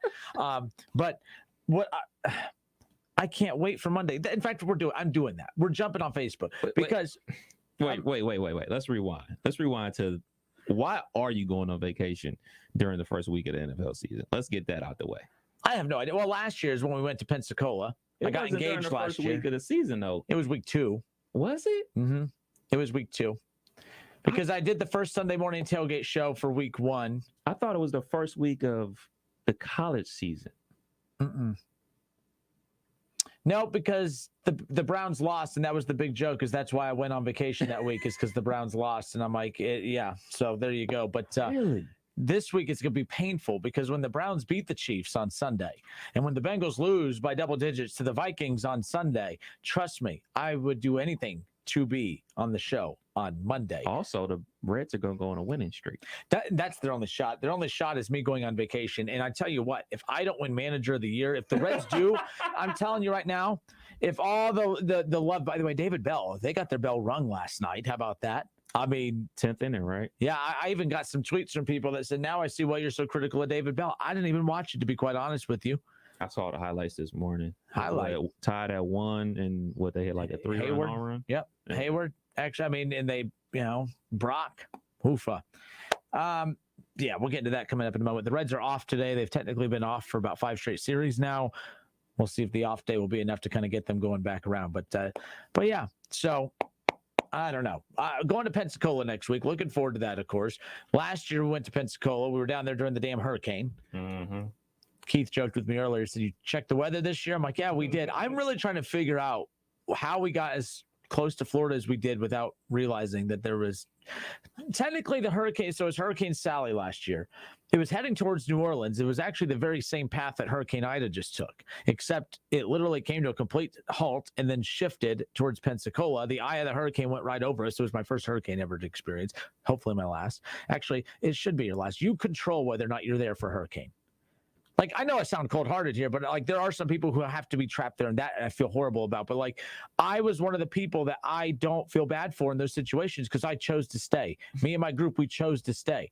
Everyone's like, I hope you're okay. I'm like, I don't need no sympathy messages. I chose to stay. I deserve whatever the outcome is here. But damn it, I wanted to get engaged, and I got engaged, and that's all that matters. So when's the wedding? She still hasn't changed her mind, so we're good to go. I still got to get to the next 7 months, and I should be okay. Actually, I think it's more than that. Hold up. What is it? September? Yeah. October, November, December, January. 8 months. Oh, Hey, she got 8 months to change her mind. 8 months to change her mind. There you go. All right, let's talk about the top 5. Let's take a look at the top 5 teams of the NFL and the bottom 5 teams in the NFL. Look at you. You had the music all queued up and everything. We are live on Facebook. Head to Facebook, search The Justin Kinner Show. You could also find us on YouTube, ESPN Dayton's YouTube channel. Like and subscribe on there, and you could watch the show. So every week, usually we're always going to do this on Tuesday following Monday Night Football once that week of the NFL games has been officially wrapped up. We wanted to give you our top 5, bottom 5 NFL teams heading in to the season, which officially kicks off tonight with the Buccaneers and the Dallas Cowboys. So our top 5 NFL teams. Kev, I will let you start. Your top 5 NFL teams are who as we sit here right now, just hours away from the kickoff to the 2021 season? All right, let me pull it up because okay, there we go. Top 5. My top 5 teams in the NFL. Number 5, the Los Angeles Rams. I have the Rams in my top 5 because I'm falling for it. Even though I'm not a Matthew Stafford guy, I'm putting a lot of pressure on Matthew Stafford because apparently he is the missing link to have the Los Angeles Rams win the Super Bowl. You went to the Super Bowl with Jared Goff, and now he wasn't good enough anymore. So you made the trade and gave up a lot to get Matthew Stafford. The defense is still stout, even though, Johnson is now with the Browns. Hill is now with the Browns and everything like that. But they have this dude named Fuller. Everybody might be familiar with him. He used to roam the secondary for the Ohio State Buckeyes. He's now the starting free safety for him, and he was an outstanding rookie for them. So, I really believe in their defense, along with Fuller, along with Jalen Ramsey, along with Aaron Donald. I think they're going to be formidable in the NFC. Number 4, my hometown and your team, not my team personally, the Cleveland Browns coming in at number 4. A stacked roster on paper. Baker Mayfield coming off a great season. Coach Stefanski really knows how to develop quarterbacks and then make plays happen. Strong running game with 2 running backs and a good offensive line. So the defense is retooled with some guys and everything like that. So we're going to see how far the Browns can go. But right now, going into the season, I got them number 4. Number 3, the Green Bay Packers. Look, Green Bay Packers should run away with the NFC North. Should. Now, this has to play out on the field and everything like that. But, last year we saw a quote unquote motivated Aaron Rodgers. What are we going to see now after beefing with the organization on all off season and everything like that? Him having that bitter taste in his mouth, being so close to making it back to the Super Bowl. Are we going to get Aaron Rodgers on a mission again? I think so. So I got Green Bay at number 3. Number 2, Super Bowl runner-up, Kansas City Chiefs. Obviously, we talked about them earlier in hour 1 about how potent their offense was until their offensive line just went to Kapootsville. So they retooled it. They spent money in the offseason, spent big money on Tooney. They also traded for Orlando Brown Jr. to shore up the left tackle spot. So they're got a whole new offensive line, and also drafted a guy I wanted out of Oklahoma, and Creed Humphrey. He's starting at center as a rookie for them. So Kansas City retool offensive line. Obviously, they have some dude named Patrick Mahomes starting at quarterback. They have probably the best tight end in the game. They also got Tyreek Hill. So tons of offensive weapons. So they're number 2 for me. But number 1, the Super Bowl champions, Tampa Bay Buccaneers, returning all 22 starters, and some dude y'all may have heard of named Tom Brady. Who? The Patriots guy? Yeah, 44 years old going into season 22. All right, so we are live on Facebook. If you want to give us your top 5 teams in the NFL as the season officially kicks off tonight, rank your top 5 teams in the NFL in the comment section, and we will respond. So David Shaw, here's his top 5 teams in the NFL. David Shaw, Kev on Facebook. Number 1, the Bucks. 2, Chiefs. 3, the Browns. He has the Rams at 4 and the Bills at 5. All right. Justin Nickel, you gave me your bottom 5, but you didn't give me the top 5. So send those in. But yes, we're live on Facebook. Send us in your top 5 and bottom 5, and we'll react to them live on the air. So go ahead and pop that in the comment section down at the bottom. My top 5 is as this, and I don't care if I get ripped for it because I'm already prepared for it. But I heard you say you had an interesting way of talking about my team. Dude. On paper. How come you didn't say on paper about any other team? You didn't say the Packers were good on paper. You didn't say any other team was good on paper. You just said the Browns. Well, they're the only team that retooled anything. They retooled the entire defense. Not only the entire defense. They really did. They added Yeah, they retooled the defense. But every team retooled something in the offseason. I said the Rams. So the Chiefs, we could say, the Chiefs, they're good on paper, but ... Where did I point out disrespect. Okay, the glass is obviously half empty. Okay, go ahead. Let's hear it. Yeah, the glass is half empty because you've been drinking what's in the glass, and I'm questioning what's in the glass. So them being in my top 5 isn't even good enough for you. No, because it's this backhanded compliment that the Browns keep getting from not just you, but everybody. You didn't say that. Who is your top 5 one more time? So you have the Rams, and I talked about Stafford. But you're buying in and all this stuff. Like you sounded all confident in the Rams. The Browns are like, the Browns, your team on paper. That's the only team you gave that disclaimer. I said Johnson and Hill from the Rams are now with the Browns. Retooled the defense. They're good on paper. The defense. Stop saying they're good on paper. The defense is good on paper. We haven't seen them play. Is that fair enough to say? And I also said Stefanski is a great coach. You missed that part. You didn't bring that out. I didn't say, I didn't say you didn't say it. I was talking about what you did say. What you did say was on paper. It was kind of like, on paper they're good. I'm throwing them a bone by putting them in the Kev Nash top 5, but on paper. But you didn't hear me say Stefanski was a great coach. You didn't hear that part, though. I heard the whole damn thing. I didn't have a problem with that. Mention that part. But why would I bring it up? I'm going to bring him word for word. Picking and choosing. Holy moly. Let's hear your top 5. All right. Sir. Justin Nickel, his top 5. He has the Rams. Are these in any particular order, Justin? Because I'm assuming that you don't have the Rams as the number 1 team in the NFL. This just might be his top 5 in general. He has the Rams, Tampa Bay, the Chiefs, and the Browns. Oh, the Packers, sorry. Packers, Rams, Tampa Bay, Chiefs, and Browns. Okay. That's his top 5. Okay. Matt Sturgeon, shout out to Matt. I posted that Jamar Chase thing today, and he didn't rip me for it, so I appreciate that, Matt. So there you go. His top 5 teams, Matt Sturgeon, Tampa Bay, Kansas City, Green Bay at 3, the Rams at 4, and the Bills at 5. So Justin said that was his top 5 in general before that.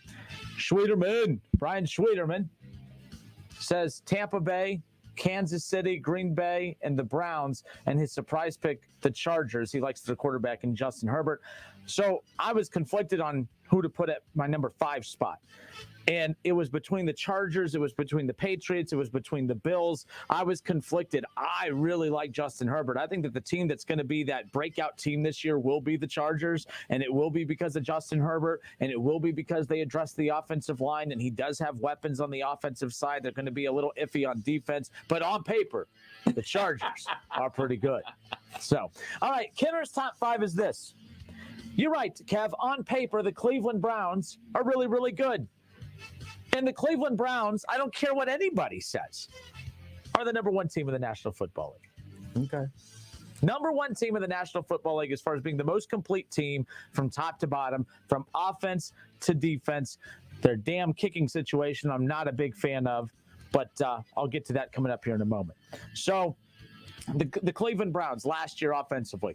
Baker Mayfield, I've talked about it, the final 8 games of the regular season, only 2 of the quarterbacks had more passing yards, more touchdowns, and a higher QBR, and that was, of course, Patrick Mahomes and Aaron Rodgers. I'd say that if those are the only 2 quarterbacks that had a higher QBR, more passing yards, and more touchdowns than you in the final 8 weeks of the season, the most crucial point of the season, by the way, as you are building momentum into the postseason, I'd say that's pretty dang good. So there's that. You have Kareem Hunt, you have Nick Chubb, you have the best offensive line in football, you have OBJ coming back, and the reason I bring that up is because I think that he can make them better, and if it doesn't work out with OBJ, they've made the playoffs and won in the playoffs without him, so they can move on from him by the deadline if it ends up becoming an issue, which I don't anticipate that being the case. You also have year 2 of Baker Mayfield in this system, in this scheme, not just Baker, but this team as a whole. They didn't spend 1 ounce of camp this year relearning something. They didn't have to start from scratch. They got to be the Browns from the time that they stepped foot on the field for the first day of training camp and picked up right where they left off in the postseason last year, where they won a playoff game without their with their coach, living in his basement with COVID at the time. I mean, it was an unbelievable season last year. Top to bottom, defense to offense, the best secondary in football, at least the deepest secondary in football. I like the linebacker they got from Notre Dame, of course, and then Jadeveon Clowney is going to be the big difference maker up front. I don't think he's the best pass rusher in football, but I think he's going to complement Myles Garrett perfectly, and with that, that's going to make that really good secondary even better. The Rams had the best defense in the National Football League last year, top 2. Okay, top two. They had the number one rated secondary. And the Browns went and rated that number one secondary last year by adding Johnson and adding Hill. And then you have Denzel Ward and you have Delpit and you have a lot of this talent that if they could stay healthy, that's always the big question mark. But you could say that about any team. So, yes, Kev, I agree with you. On paper, the Cleveland Browns are pretty damn good. And the Chiefs, I know people would have the Chiefs above them. Well, the Kansas City Chiefs, I'll take their offense, although I don't think, Patrick Mahomes elevates the flaws and weaknesses within that Chiefs offense, but their run game's not as good as the Browns. I don't believe that their offensive line is pretty damn good. But the Chiefs and Browns are pretty as close as you can be offensively. Patrick Mahomes, though, elevates the Chiefs there. But where the Browns take the lead is the fact that they complement that offense, that run game, that quarterback play, who only turned it over 8 times last year, with the pass rush, with the improved linebacker play, and, of course, the addition of all the secondary help that they got. Cleveland, I have it number 1. I don't care if you call me a homer. I'm not doing this to get a reaction to be called a homer. None of that. People can't tell me.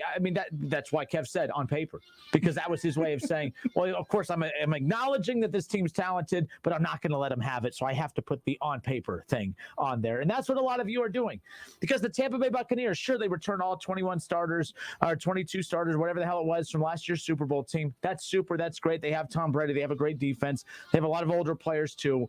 They also, last year they showed a lot of vulnerability. I'm not convinced that they are head and shoulders better than the Cleveland Browns. I think top to bottom, being younger, being more versatile, being deeper, I like the Cleveland Browns as my number 1 team in the National Football League. Eat it. All right, number 2. The Kansas City Chiefs, they have Patrick Mahomes. No doubt about it. He's the best quarterback in the National Football League by a mile.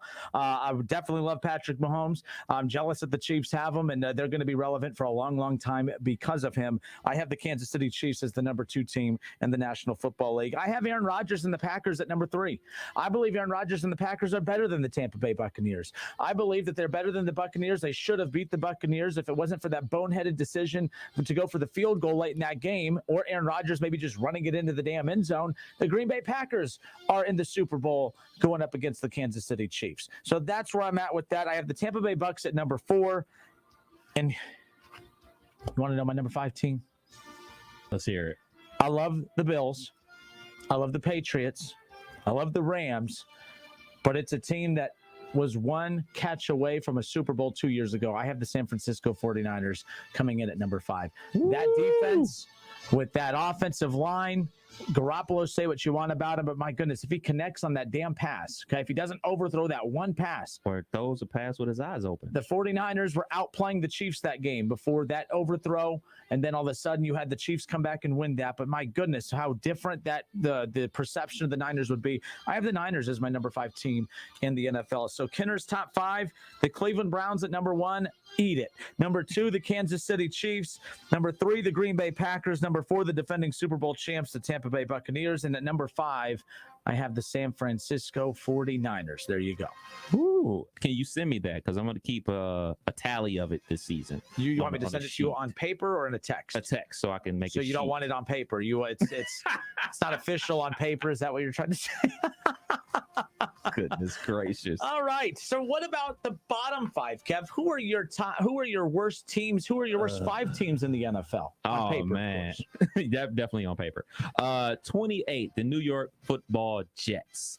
This was difficult for me because I wanted to put the Giants here just to make my aunt mad, but I can't do it. I'll be real about it. The Jets, I'll put them at 28. They got the rookie quarterback, Zach Wilson, named the captain this week, by the way. But they do have a little bit more weapons than the other teams. They signed Corey Davis in the offseason. They're going to try to emulate what the San Francisco 49ers did. A heavy play action offense, run the ball, take deep shots, play some good defense. But until I actually see it happen, they're in my bottom 5. Philadelphia Eagles. Sorry, KB. Sorry, 41. But the Eagles, I honestly, I'm hung up on the press conference from the head coach.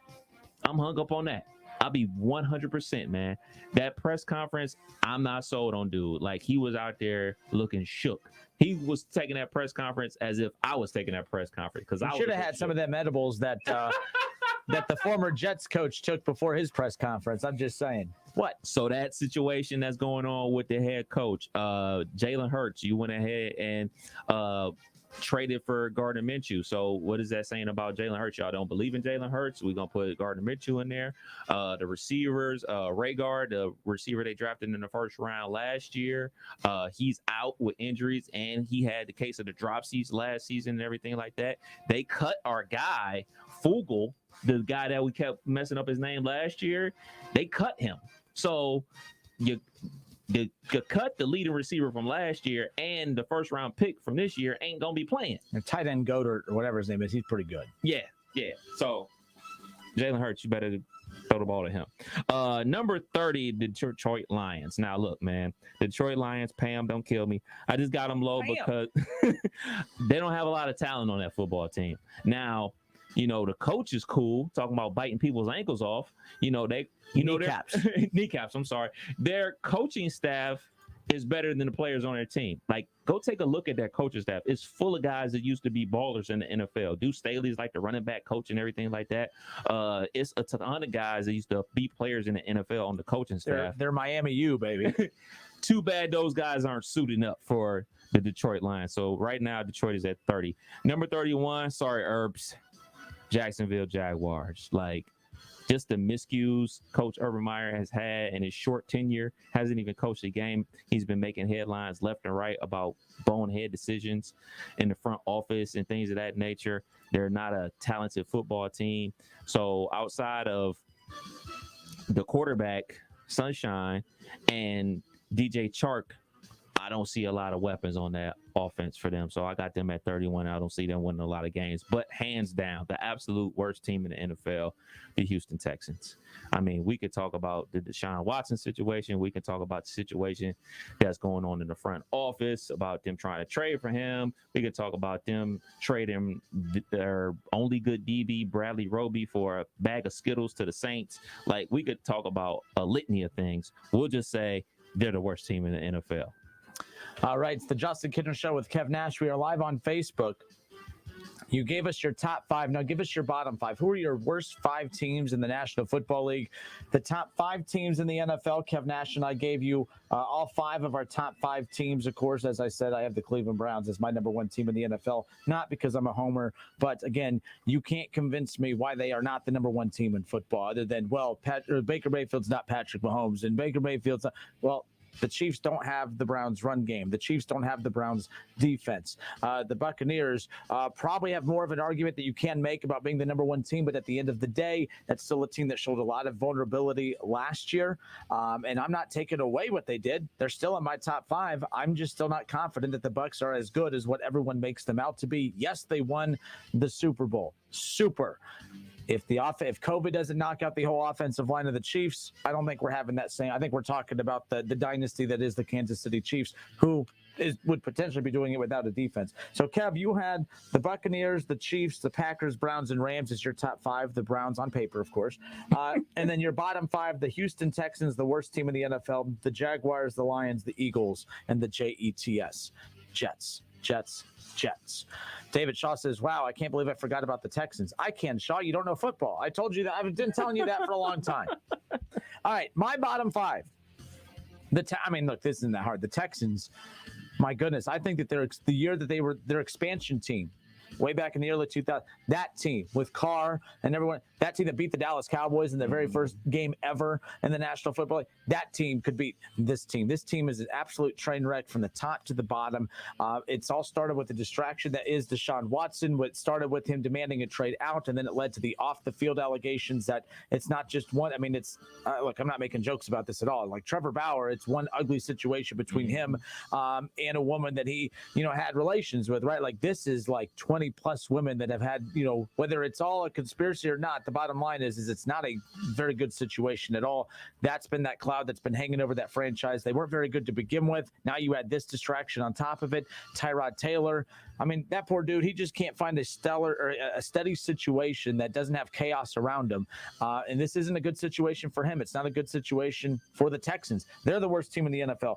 Jacksonville, I have at number 31. I did like some of the growth I saw in that last preseason game. It's not so much the play on the field. It was just the way that they looked clean. They looked more organized. They looked cleaner. They looked crisp. that goes a long way. I like seeing that they finally responded to Urban Meyer, but the bottom line is that did not look like a good team in the preseason. They looked very sloppy. That roster's not very good. They had $70 million to spend in the offseason, Kev. I'm not impressed with what they did building that roster. My hot take at the tail end of last season was that with Trevor Lawrence, that the Jacksonville Jaguars would end up being a very, very competitive team in 2021, because I thought that they would be more aggressive with putting weapons around Trevor Lawrence and that Jaguars offense and defense. They didn't do any of that. I'm very disappointed in that aspect of it. They are the second worst team in the NFL. The Lions, I have at number 30. I know that they have Jared Goff. I know that they drafted Penei Sewell, who has not had a great preseason. We'll see what, if we're going to sit here and if Bengals fans will make excuses for Jamar Chase, who can't even catch a football, and that's his number one primary job is to, be a wide receiver and catch a football. I'm not going to put up with the slander of Penei Sewell. If you're going to convince me that Chase will be fine, then so will Penei Sewell as far as that goes. At number 29, I have the Jets. I just think that that's a situation right there that although they might be figuring out their quarterback situation, they may have their quarterback. I mean, Wilson, I don't put a lot of stock into preseason. I normally don't put stock into preseason to begin with the old school approach of playing starters. These guys are starting their secondary guys, and then they're moving into their third and fourth string guys. So, I don't think you're getting a true view of who any of these quarterbacks are, which makes the struggles of Trevor Lawrence in some alarming, because you're not even going up against first-team caliber guys. And then those who have had success, then you find yourself you're second-guessing yourself, saying, well, is he really that good, or is he only having success because he's going up consistently against second and third string guys? That's kind of where I'm at with that.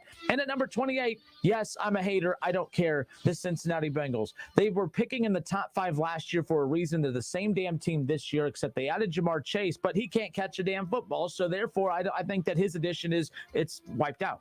You might as well have kept A.J. Green. If you wanted a number 1 wide receiver that wasn't going to be productive, you might as well have kept A.J. Green, except Jamar Chase is cheaper. So there you go. The offensive line, give me a break. You may have added pieces, but you didn't address the offensive line. You can add pieces all you want. You didn't address the offensive line. Not one person in that Bengals organization goes to bed at night comfortable with what that offensive line is at the moment. You can try and give me all the BS all you want about, well, they added Reef and they have this guy and they have that guy. They have one of the worst offensive lines in football still. And they're not going to protect Joe Burrow. Joe Mixon hasn't been good in a couple years now. I'm hoping that he comes out of that slump. Maybe, getting that offensive line coach back in Pollock will open the lanes up for him more, and that offensive line will respond.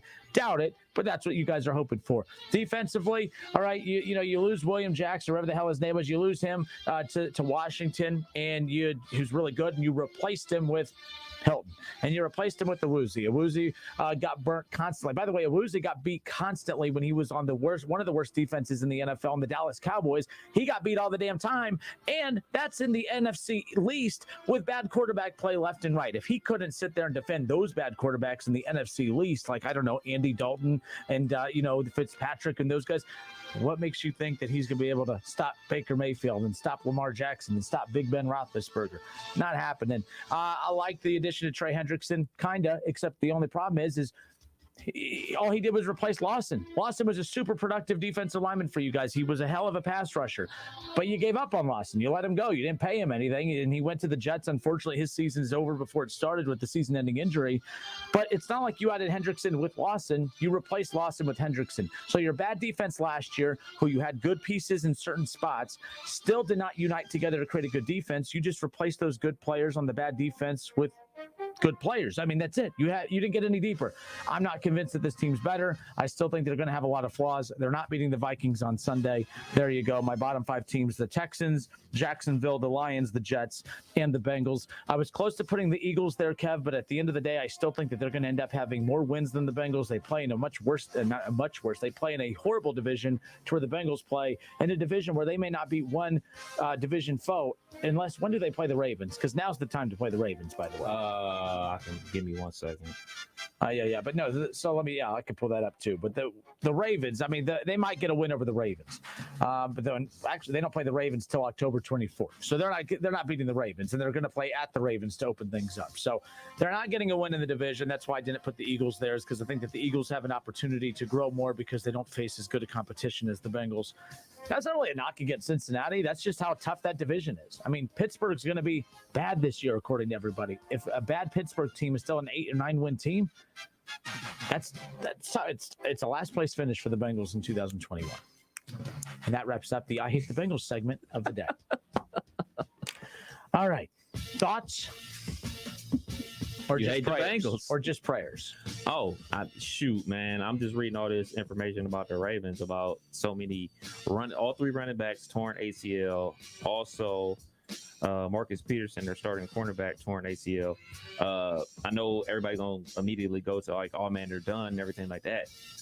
I'm thinking about what type of turf they got at their practice field that this many guys are going down with this exact same injury. Because we talked about this last year when the 49ers played the Jets and Bosa every week, yeah. And who else? Their running back, Moats, he got hurt. They like three guys on their team got hurt with the same injury, a torn ACL, playing at the Jets, and they were like, man, the turf was terrible. So if I'm the Ravens, if I'm ownership, I'm questioning what's going on here. Like, hold on, dude. We fork over a lot of money for these dudes, and they can't play because they got hurt. They didn't get hurt in the game. They got hurt at practice on the practice field. What's up with the turf? What's up with that? Just saying. Again, that news just broke a little bit ago, according to ESPN's Adam Schefter, that the Ravens fear that running back Gus Edwards suffered a season-ending torn ACL during today's practice. They just recently signed Le'Veon Bell to the practice squad, and he's going to be moved up the depth chart heading in to this week's Week 1 matchup as they kick off their season. So a tough go at it. We were talking earlier. I said, I'm not saying that the Ravens ownership is happy about all these injuries, but, part of me says big picture, if Lamar Jackson's numbers aren't great this year because of all the injuries around him, especially in the banged up offense, that's a slight win for ownership because now he loses that leverage of taking those improved stats into the negotiation process, right? I'm not trying to make too much of a light of it, but also you blame the field. I blame the fact that the running backs don't get any carries because the quarterback does all the running of the ball. They stand there, they're one time, but they're giving me the ball. Then they pull something because they had to burst real quick because they weren't expecting it. And then the defensive guys that are getting hurt, that's because they're chasing Lamar's ass all over the field. They can't keep up with them. They're getting hurt. Lamar, he's killing his team, man. See, he's killing you on the boards. He's killing the Ravens, man. You got to get rid of him. He's hurting his team. We'll be back. Listen, stream, watch. It's the Justin Kinner Show with Kev Nash right here on Dayton's ESPN Radio, 1410 Wing AM. ESPN 1410 Wing AM weather. This afternoon will be mainly clear and sunny, a high near 76. Tonight will be mainly clear, a low near 52. And tomorrow will be clear and sunny, a high near 80. I'm Pete Spivak for 1410 ESPN Radio. Weather is brought to you by Cullet Seal Coating, protecting the asphalt surfaces at your home, office, or commercial property. Introducing infrared patching, a new technology for your property. This service and more at culletsealcoating.com. 500,000 businesses connect using Zoom, a single platform for video, phone, chat, and conference rooms. Zoom enables real-time collaboration no matter where your teams are. Global enterprises trust the easy-to-use, reliable, and secure Zoom platform to power high-performance teams. Empower your workforce with Zoom. Save 15% on meetings, chat, and phone with a Zoom United bundle. Visit zoom.com/bundle. Zoom, how the world connects. Looking for a career and not just a job? Then Dayton Progress is looking for you. Dayton Progress is the leading international manufacturer of tools and tooling components for the metal stamping industries and has immediate openings for their entry-level machinists. No prior experience is required,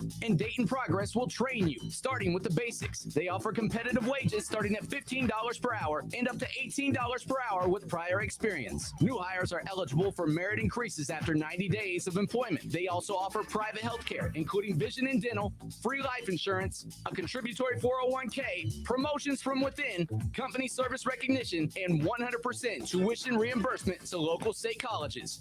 Dayton Progress is a great place to work and has been a Dayton landmark for over 70 years. Apply today by emailing your resume to jobs@DaytonProgress.com. That's jobs@DaytonProgress.com. Dayton Progress is an equal opportunity employer.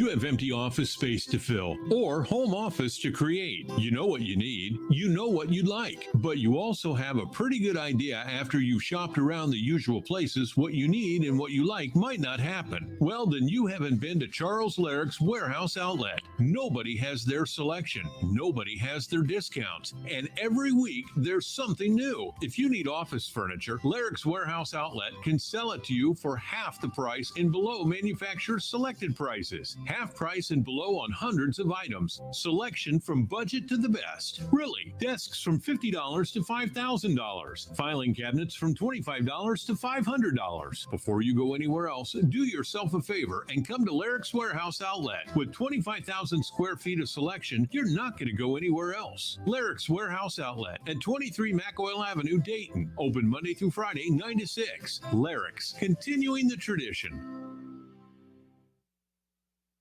Your home for fun, food, sports, and spirits is also the home for value. Frickers! Frickers' everyday values begin on Monday with boneless frickin' chicken wings. Tuesday offers traditional frickin' chicken wings. On Wednesday, enjoy a steak dinner. And on Thursday, frickin' chicken chunks. Kids eat free every day. And your favorite events are on TVs everywhere. This spring and every day, the home for everyday values is the home for fun, food, sports, and spirits. Frickers! Get in zone, AutoZone. Welcome to AutoZone. Having some starting trouble? We can help you out. Let's start with a free battery test. If you just need a charge, we can help with that too. And if you need a new battery, we've got a wide selection of replacement batteries starting at just $79.99. And we're the only place you can find proven tough Duralast batteries, including Duralast Platinum with AGM and EFB technology. That's why we're America's #1 battery destination. Get in zone, AutoZone. Claim based on data from the NPD Group 2020. Welcome to another episode of Ask Tomorrow. I'm your host, Tomorrow. Better sleep makes for a better me, and Casper's cooling collection has everything hot sleepers need to keep cool all night long, like the Wave Hybrid Snow Mattress for over 12 hours of cooler sleep.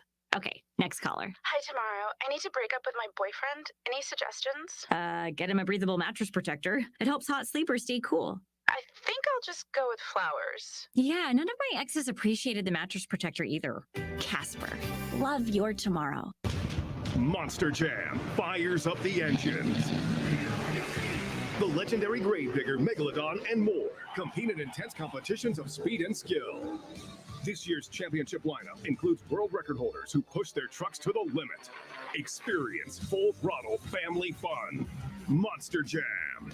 Coming to Wright State University Nutter Center, October 29th and 30th. Brought to you by BKT Tires and Direct Auto Insurance. Visit monsterjam.com for event details. Staples is evolving to Staples Connect, a new world of possible with innovative tools for small business and remote workers and learners. Explore what's new at your local Staples store or staplesconnect.com. NFL fans, the season is finally here. Get your picks submitted at wingam.com. Click on contest and enter the Pro Football Challenge. Weekly winners will win $20 in Frickers Fun Bucks. Get to wingam.com and get your NFL picks submitted now. Good luck. All sports, all the time. This is 1410 ESPN Radio.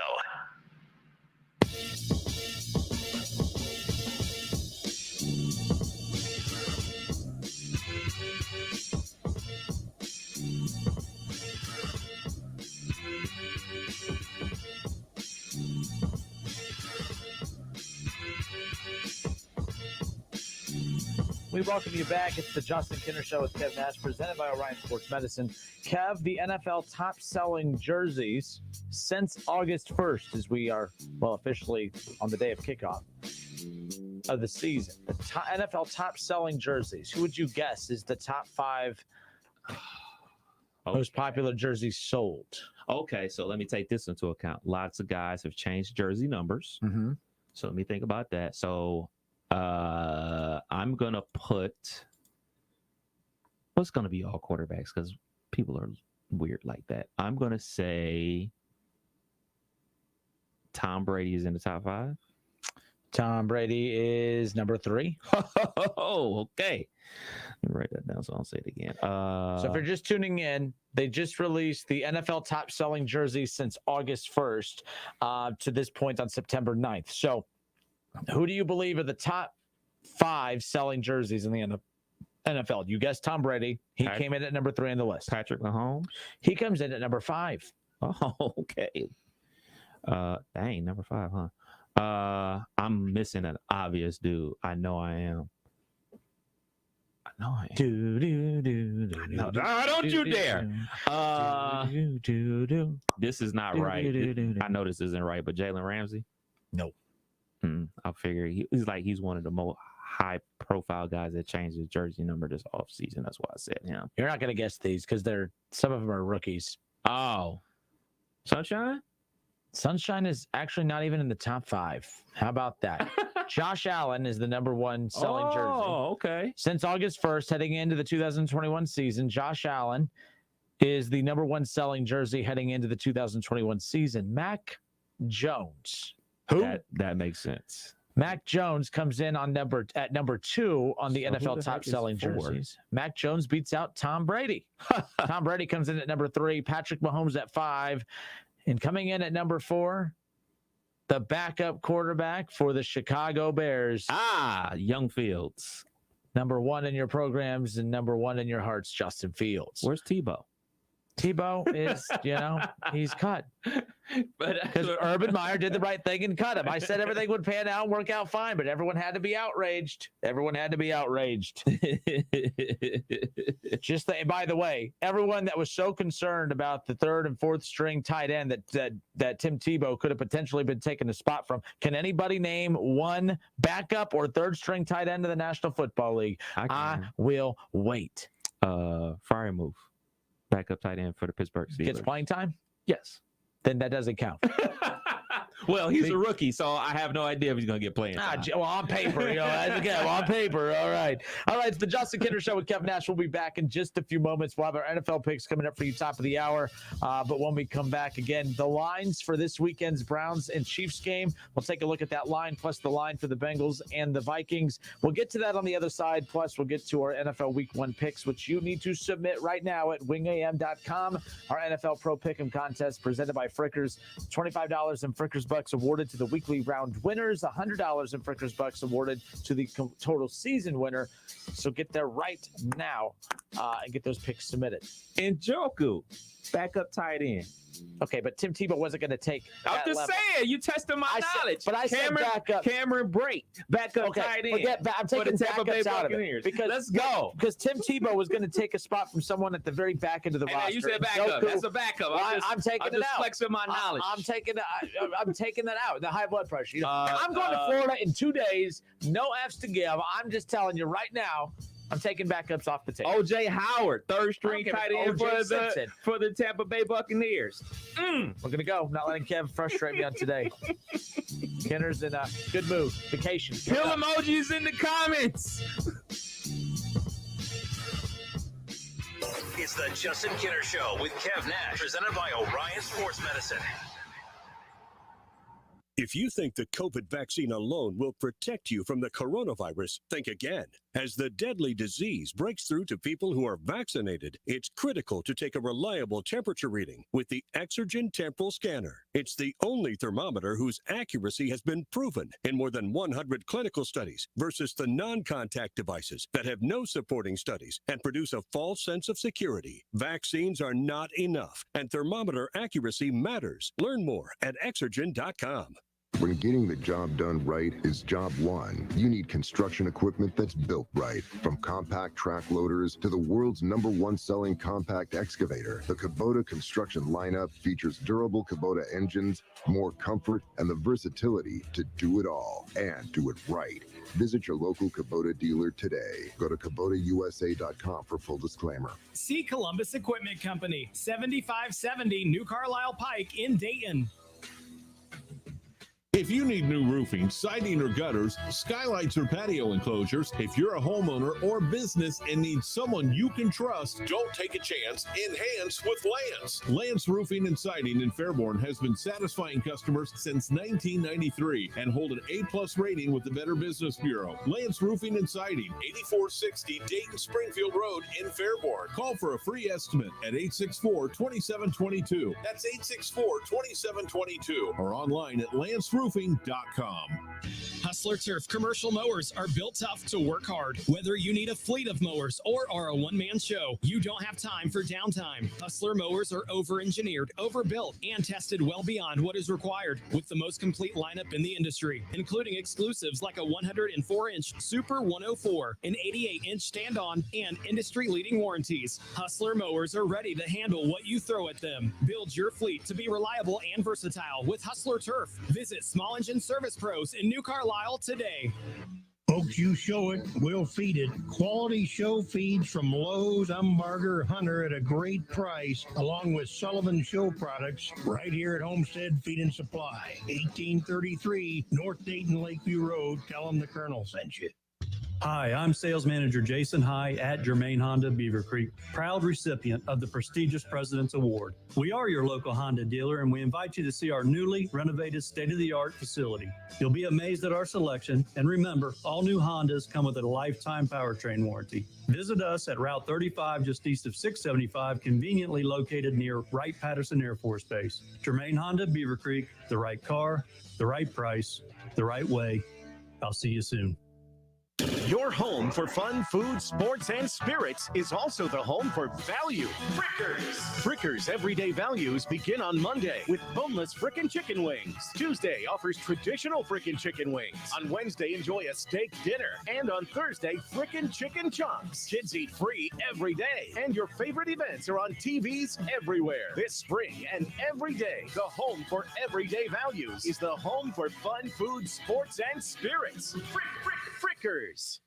Attention Class A CDL drivers. Looking to be more than just a number? Yoel Transportation in Dayton is looking for drivers with at least 1.5 years experience. Yoel has open positions for no-tarp flatbed drivers and no-touch regional or local van drivers. Yoel is ELD compliant and offers 401k with match, medical, dental, vision, holiday pay, vacation, safety bonuses, and now has a rider policy. Call Rick or Joe at 937-294-5933 and ask about the $5,000 sign-on bonus today.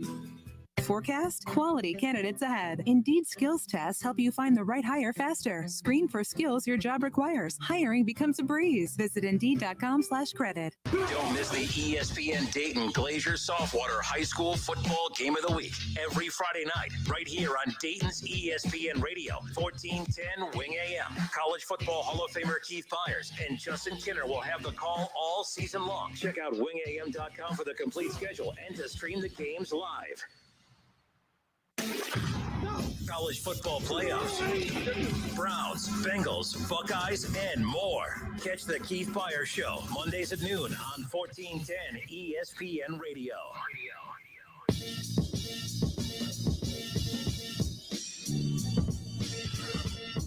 The Buccaneers and the Cowboys kick off the 2021 season tonight. Get your picks submitted at wingam.com. The profickle. It's a good thing that's the word I accidentally used. Wow. Am I having a stroke right now? Like, what's that commercial? What's the stroke letters or whatever? Oh man, I should know this. I hear it all the time.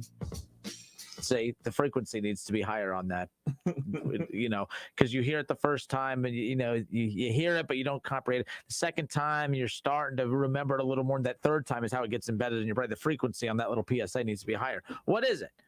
I'm looking for it. But I don't know. If one of them, I can't talk today, apparently, and that's what I'm paid to do. I'm like Jamar Chase. I'm not doing what I'm getting paid to do. I can't talk. He can't catch. We're like the same. All right. The Cowboys, the Buccaneers. Fast. Face. Said no beef. Balance, elbow, eyes, follow through. Beef. It's what's for dinner. No, that's not what that one is. Okay. Cowboys, Buccaneers, Tampa Bay, a 9-point favorite tonight, by the way, at Raymond James Stadium. Do you really think that they rout the Cowboys? Route, no. Win, yes. Win by 13. All right.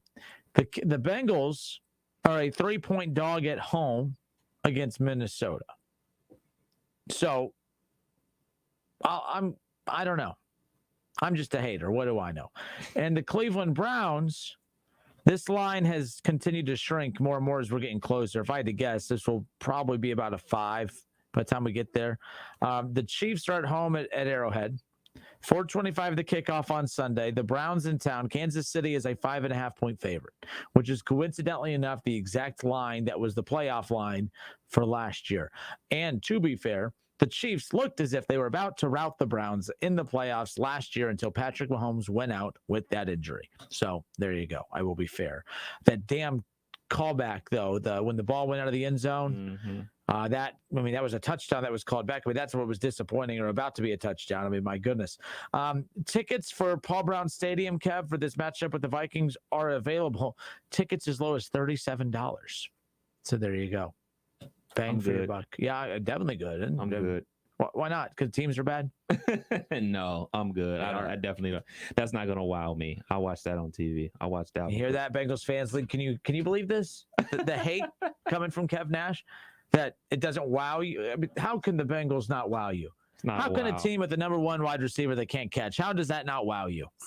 Come on. All right. Browns Chiefs at Arrowhead. Tickets are as low as $100. That's a product. That wows me. Yeah. I will go to that game. I would pay to go to that game. All right, let's give our picks on the other side. Week 1, Kev Nash and I, we give you our Week 1 NFL picks. 518-1410. That's the number to call in. Give us some of your top games that you're keeping an eye out as we head into Week 1. How much does tonight's game interest you? I'm not going to lie. I like the Cowboys, but I'm not really. This game doesn't do it for me tonight. I don't know why. I'm in the minority majorly here. I'm not a Buccaneers guy. I'm not drinking the Kool-Aid when it comes to the Buccaneers. I know they won the Super Bowl. I know they are a very good football team. I have them in my top 5. But all this, like all day, they're going to rout the Cowboys. I don't even think the Cowboys are that good, but I also don't think the Buccaneers are that good that they're just going to destroy the Dallas Cowboys. Hour 3 coming up. We'll give you our picks next.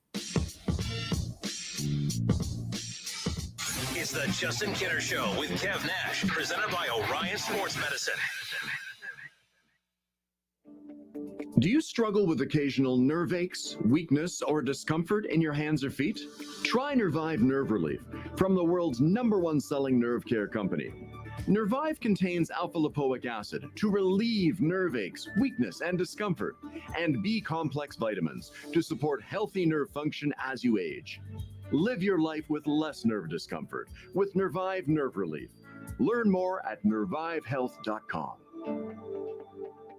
Staples Connect has everything for school at amazing prices. Now, Staples 2-pocket paper folders are just 15 cents, and comp books, 24-pack Crayola crayons, and 8 packs of Pep Rally No. 2 pencils are 50 cents each. So you won't just be ready for school, you'll be Prepared Parent of the Year ready. I just want to thank my family and Staples for making this possible.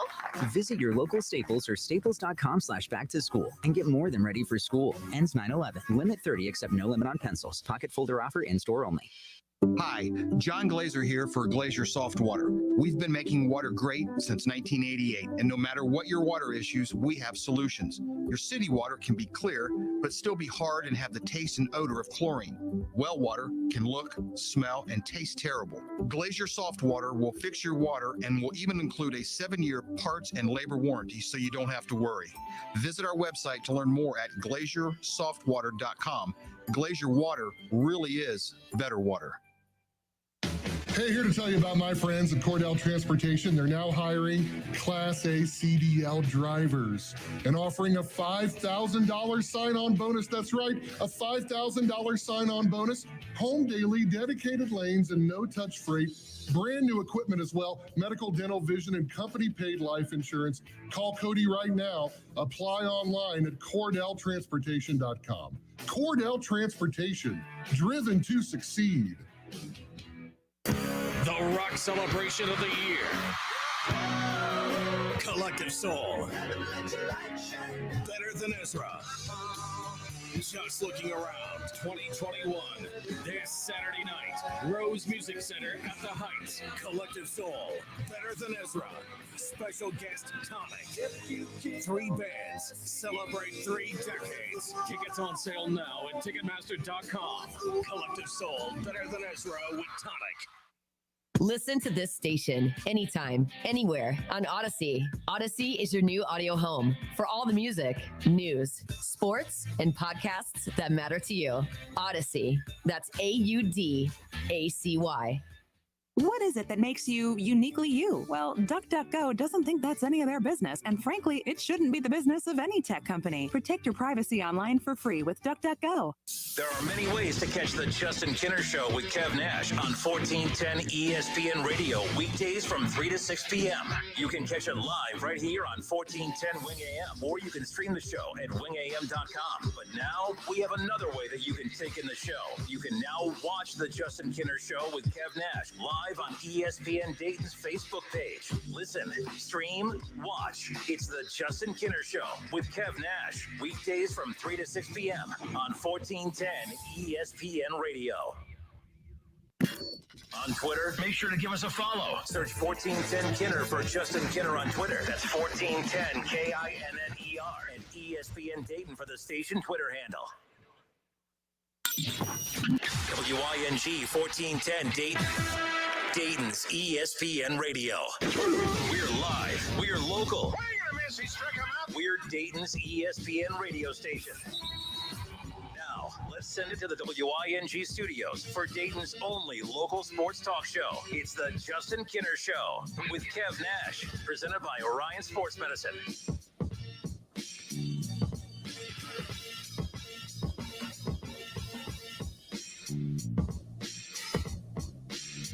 So Jamar Chase just tweeted out about 4 hours ago that, ha ha ha, I never said that it was, okay, let me reset here context-wise, Kev. So Pro Football Talk tweeted out a report from when he addressed the media a few days ago that Jamar Chase says that the NFL ball is harder to catch than the college football. It's harder to see without the white stripes. That was the headline. That was the article. Jamar Chase is upset, as is all Cincinnati fanboy media, coming out and defending him, saying that that's not what he said. I even said earlier, that's not, he never said, I'm having trouble catching because of this. But Jamar Chase tweeting out that, oh, I never said that, don't put words in my mouth. That's not technically true. He did say that the ball is harder to see because there's no white stripes, that the ball is bigger, and that the ball is tougher. He straight up said it is tougher to catch than the college ball. He straight up said that. But this is why I said earlier, you have to be coached up on how to respond to the media, because this is what they want. This is what guys like me want. It's really like when, in all seriousness, so like if the media is looking for something that they can grab and run with, because right now media is exhausted. We're tired, and this isn't feel bad for us by any means, because now this is where we get to be lazy and just talk about football every single day because the game's going on. So this isn't an all poor media comment, but those writers are exhausted because do you realize like how much BS they've had to just make up as the summer's gone on? Like, do you know how many, we're going to talk about we're going to rank all of the right guard players and tell you why that this player should be cut. We're going to talk about the 4 players that were cut and rank them from best to worst and tell you why they shouldn't have been. It's like, my God, these guys have to literally force out content that you guys suck up for whatever reason. Good for you. All right. If it wasn't for you, they wouldn't exist. If they wouldn't exist, our job wouldn't exist. And if they wouldn't exist, we wouldn't have as much content to talk about. So I'm not judging you. It's just amazing to me, the stuff that you have to literally stretch. Like when I talk to reporters all the time, they have to be careful what they write because they have to make sure that they don't put all topics into one article. Right. I make that mistake on here all the time where there's like 3 or 4 things on my rundown and I end up doing all of them in one segment because I don't, I get too carried, I get going from one opinion to the other instead of spacing it out. That's what happens with writers. They have to be so careful so that they don't shoot all of their they're like, if I have 5 topics here, that's 5 weeks worth of content. I don't want to put them all in one article and then be scratching my head a week later. But they're looking desperately for something. And right now, until the games kick off, these days coming up outside of game previews, you've run out of everything. You're shooting blanks at this point. There's nothing else you could write about. You can't write up about backup quarterback situations. You can't write about backup offensive lineman situations.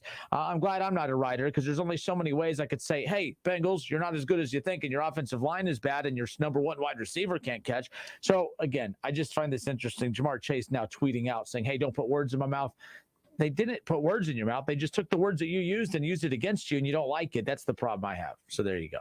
I'm looking for the actual interview and I can't find it. It's under Pro Football Talk. Okay. Like, because I want to see the actual, I want to hear it. I want to hear it come out of his mouth. I want to hear how the question was asked because, everything comes off different when you read it. You get a text message say, hey, where are you? depending on the person who it's from, you might get offended. Like, what the heck you asking where I'm from? So I wanted to see the interview. I want to see. Oh my goodness. So one of the quotes was, the ball is different because it's bigger. It doesn't have the white stripes on the side, so you can't see the ball coming from the tip point. So you actually have to look for the strings on the ball at the top, which is hard to see because the whole ball is brown and you have the 6 strings that are white. But for the most part, I just have to get used to it and find out a way to make the catch and get comfortable catching. So what is he saying there? He's saying, I mean, that's what he's saying. It's tough to catch, right? Like, I'm trying to make sure I'm not spinning it, but that's what he's saying. It's different because the question was what's different from the NFL to the college game. Yeah, and he answered it, and those are legit. Those are the exact questions. I mean, those are the exact reasons why the ball is different. No doubt about it. But the article, I don't think, did anything wrong either. The headline's a little aggressive. The headline is what's wrong. Well, the writer and the person that writes the headline are two different people. And the headline is there to get clicks. Clicks. You're just writing that to get clicks. Well, that's kind of their job. Their job is but they're making stuff up. Not really. If you listen to Jamar Chase and not really listen, but read it and listen to it.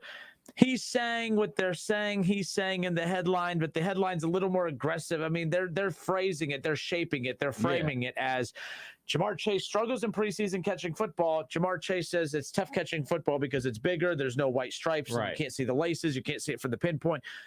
And we all know most people don't read the whole article. Yep. Most people read the headline, read the snippet that they want, and then they don't get the full context of it. So, he's not pointing out anything that any other receiver doesn't know or anybody else doesn't know, that the ball is different. They got stripes, this one don't, all that rigmarole. But at the end of the day, don't nobody care.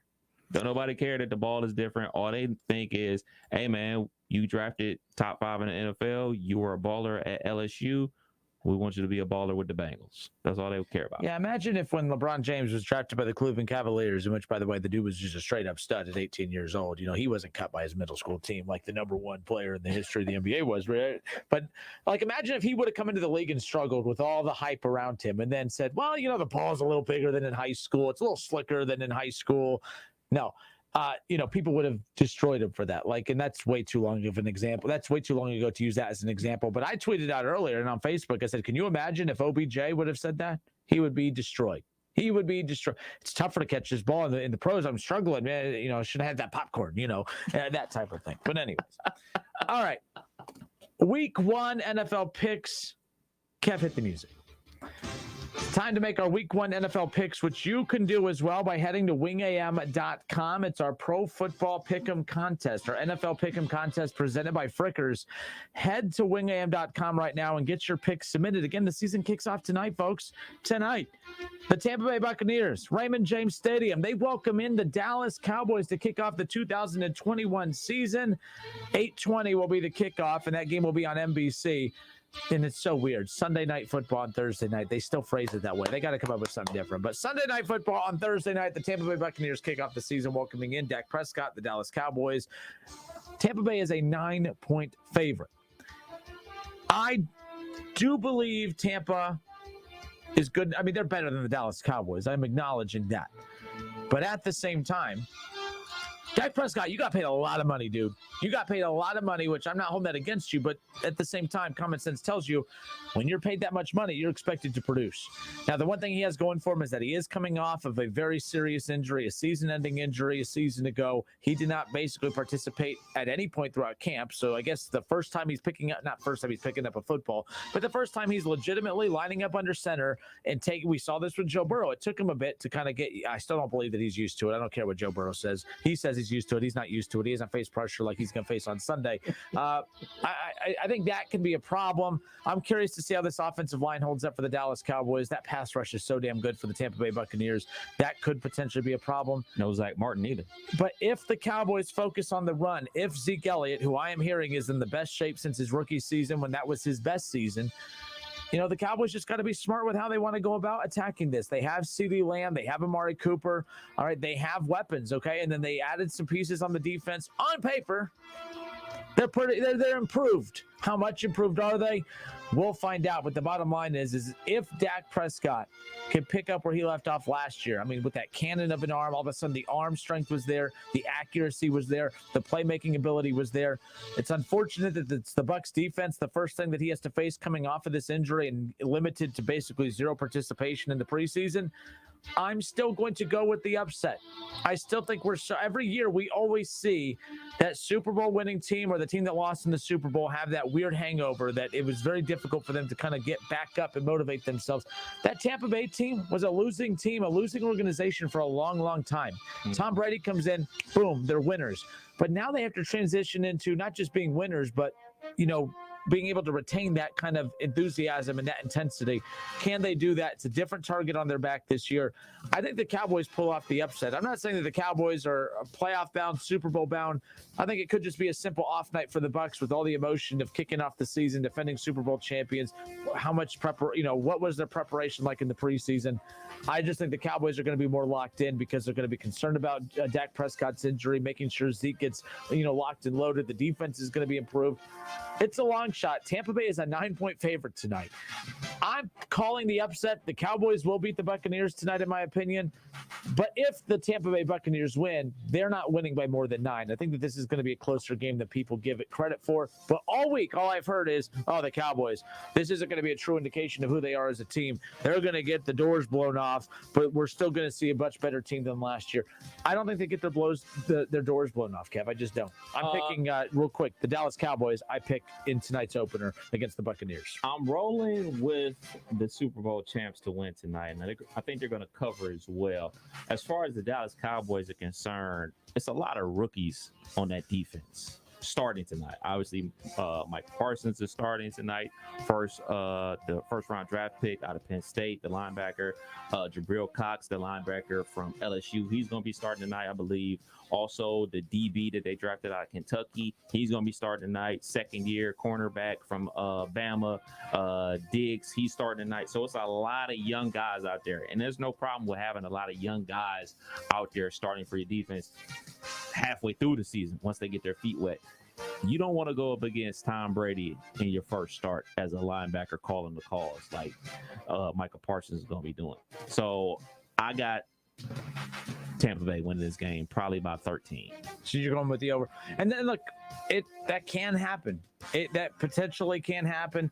I'm not seeing that tonight, but again, it's week 1. Who cares? But I feel pretty passionate about this tonight. I think the Cowboys that's how the tone will be set. The Dallas Cowboys pulling off the upset on the Buccaneers. And you know what? It's healthy for the league when the defending Super Bowl champion loses on week 1 because now it has that feeling of, everyone has a chance. Mm-hmm. If Tampa goes and blows the doors off the Cowboys, everyone's going to be like, it's the Buccaneers and everybody else. It's the Cleveland Browns and everybody else, baby. Go Browns. All right, on to the next game. Again, that's tonight's opener, Cowboys-Buccaneers 2021 season. Whoa. Officially kicks off tonight. Turning the hands of time. All right, it's the Battle of the Birds, the Eagles and the Falcons. The Falcons are a 3-point favorite at home. They got Jalen Hurts, Jalen Waddle and company coming into town. Waddling into town, technically. Falcons are a 3-point favorite. I picked the Falcons over the Eagles. I just think that right now, both teams have a lot of flaws. Both are non-playoff teams, but the Falcons have a former MVP quarterback. Offensive line's not terrible. I love the tight end that they added from Florida. Overall, offensively, they still have Calvin Ridley, no more Julio Jones. They're just more explosive offensively, and they're at home. I'm going with the home team. I'm going with the Falcons. I just think they're a better overall team. Still have a lot of flaws. Defense, a lot of question marks, but I'm going to go with the Falcons over the Eagles in week 1. I had the Eagles in my bottom 5 for a reason. And the Falcons, for better or worse, they're always around 500. And they're a better football team than the Eagles right now. They obviously had a defensive turnover with the head coach. Their head coach is now coaching in Dallas and everything like that. So they're trying to fix that defense, get that defense back to where it was when they made that Super Bowl run a couple years ago when Matty Ice was the MVP. Like you said, Julio Jones is no longer there, but they still got Calvin Ridley. So I think that the Falcons are going to win this game. All right, on to the next one. It involves your Pittsburgh Steelers, of course. The Pittsburgh Steelers are on the road. They are at Buffalo. Buffalo feeling pretty good about themselves. They got a deal done in the offseason with Josh Allen. They feel like they're heading in the right direction. They're one of the top 5 teams in the NFL, according to most. Not me, but most. The Bills Did they improve their run game? Did they improve their defensive enough to take them to that next level? I don't know if they did that. Hopefully their run game improves. It's going to be a good game. I love this matchup. Steelers and Bills. Bills are a 6.5-point favorite at home, but I'm pretty sure you saw this, but it was just announced about an hour ago that the Steelers and TJ Watt have agreed to a mega deal. TJ Watt is officially the richest Watt of them all, but he's also the richest defensive player in the NFL. They reached a 4-year contract extension worth more than $112 million, $28 million average per year. 28 average million per year, with $80 million fully guaranteed. I mean, for those of you baseball fans out there, you guys bitch about Joey Votto making 25 mil a year. This is a defensive player making 28 mil a year on average. 80 mil of that is fully guaranteed at the signing, Kev. He is the highest paid defensive player in all of football, and that's according to Ian Rappaport. So your Steelers, with now the highest paid defensive player in all of the NFL, they're 6.5-point dogs on the road. They're at Buffalo. I'm all about upset city. I don't consider this an upset, though. I mean, technically on paper it is, your phrase there. I'm picking the Steelers over the Bills. I don't think the Steelers are as bad as people are making them out to be. I think that right now what you saw at the tail end of last year was a worn-down Big Ben and a worn-down team that was beat up with injuries. Overall, this is still one of the top defensive teams in the NFL. Are they as strong as they've been in years past? No. They're headlined by TJ Watt. I like what they still have. I think offensively they're better than what people are giving them credit for, especially early, Kev. If you're asking me how I feel about their offense, big picture heading into, November and December around playoff time, I'll be a little weary. But as of right now in week 1, you add Najee Harris. Their offensive line is as healthy as it's been in a while. You have Big Ben. You have good wide receivers. I'm going to go with the upset. I actually, as crazy as this sounds, the Bills are a better team. But right now in week 1, I'll take the more complete team that is the Pittsburgh Steelers. The offense for the Bills is better than the Steelers, but I think overall, as a complete team, the Steelers' offense and defense combined trumps the Bills, in my opinion, at least in this head-to-head matchup in week 1. I'm going to go with your Steelers, Kev, because, that's what a non-hater does. As much as I would love to go with the Pittsburgh Steelers, I'm going to still go with Buffalo to win this opening week matchup.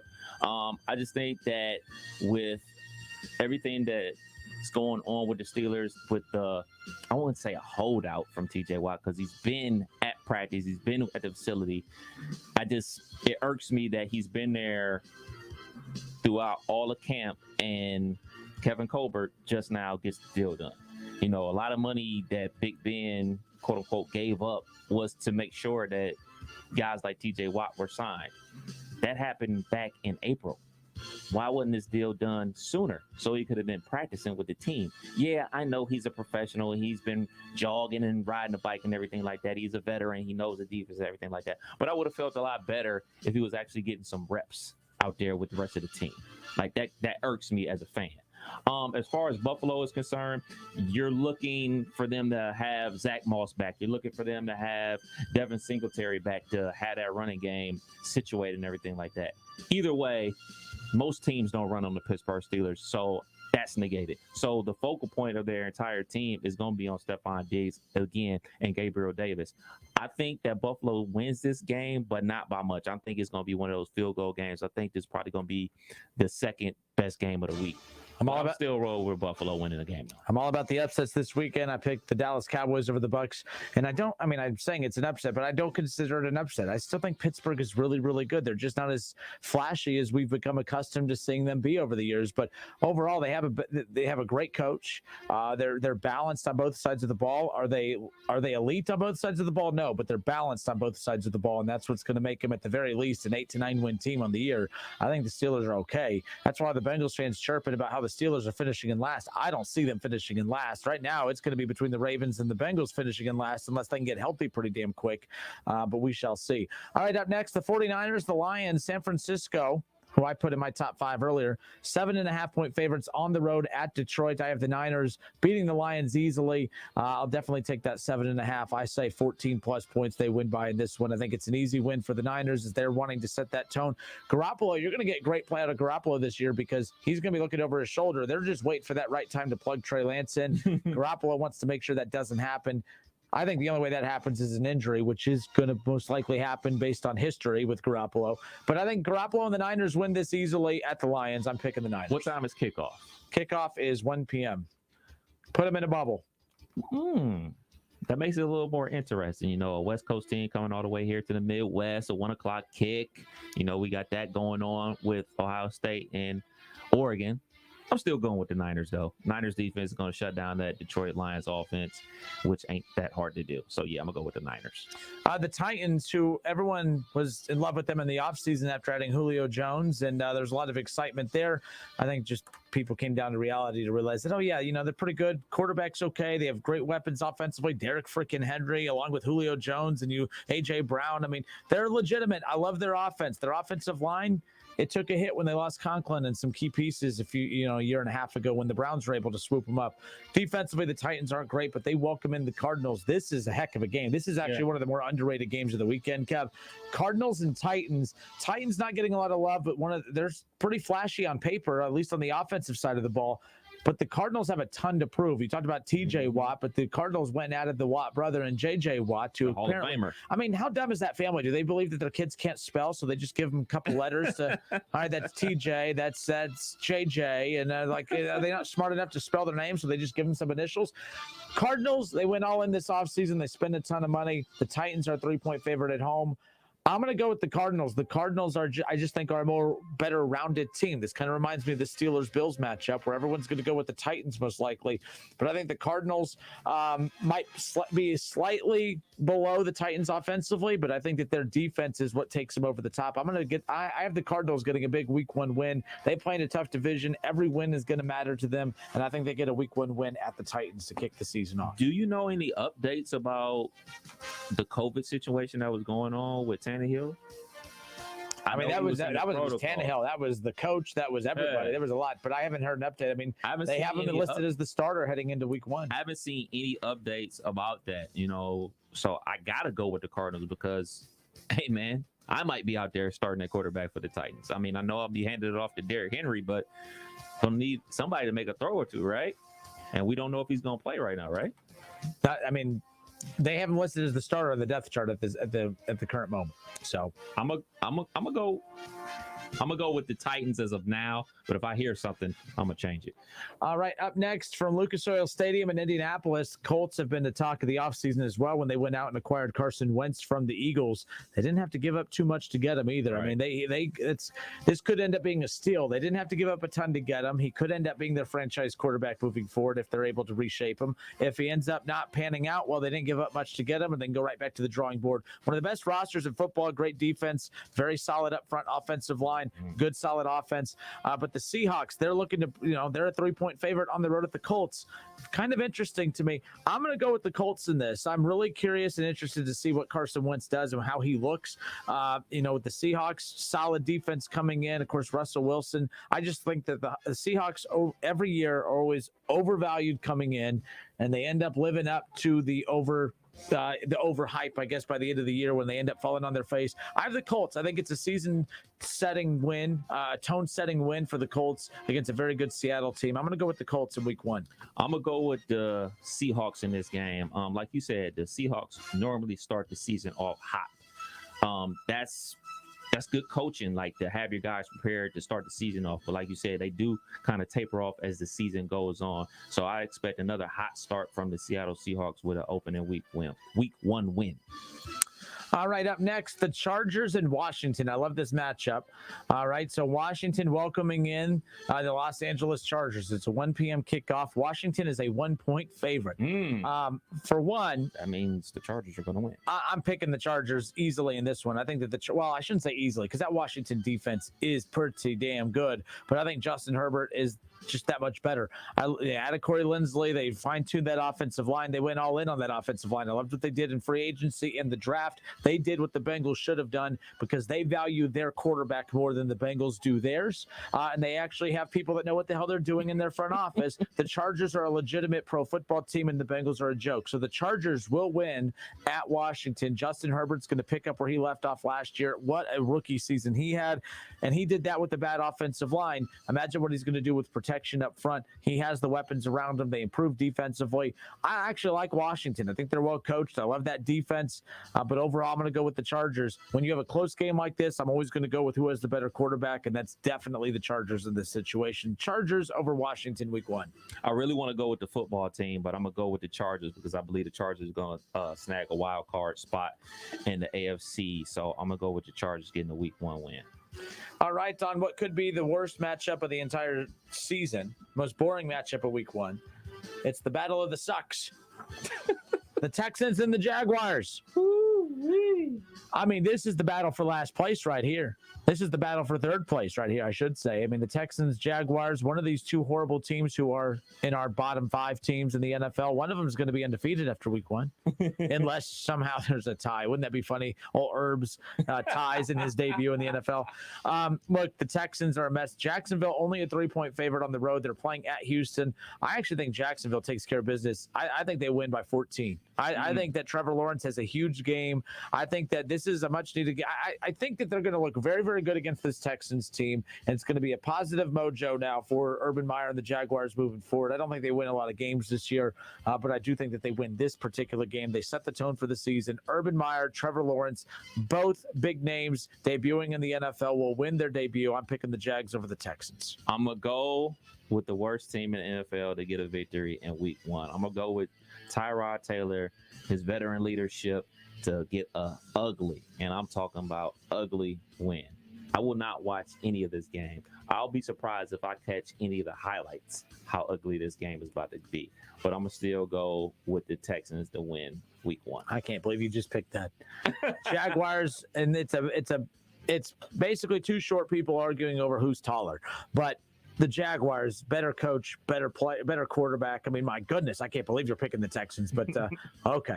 All right, Dolphins, Patriots. Another big game that's coming up weekend. New England, a 3-point favorite. Mac Jones against Tua Tagovailoa.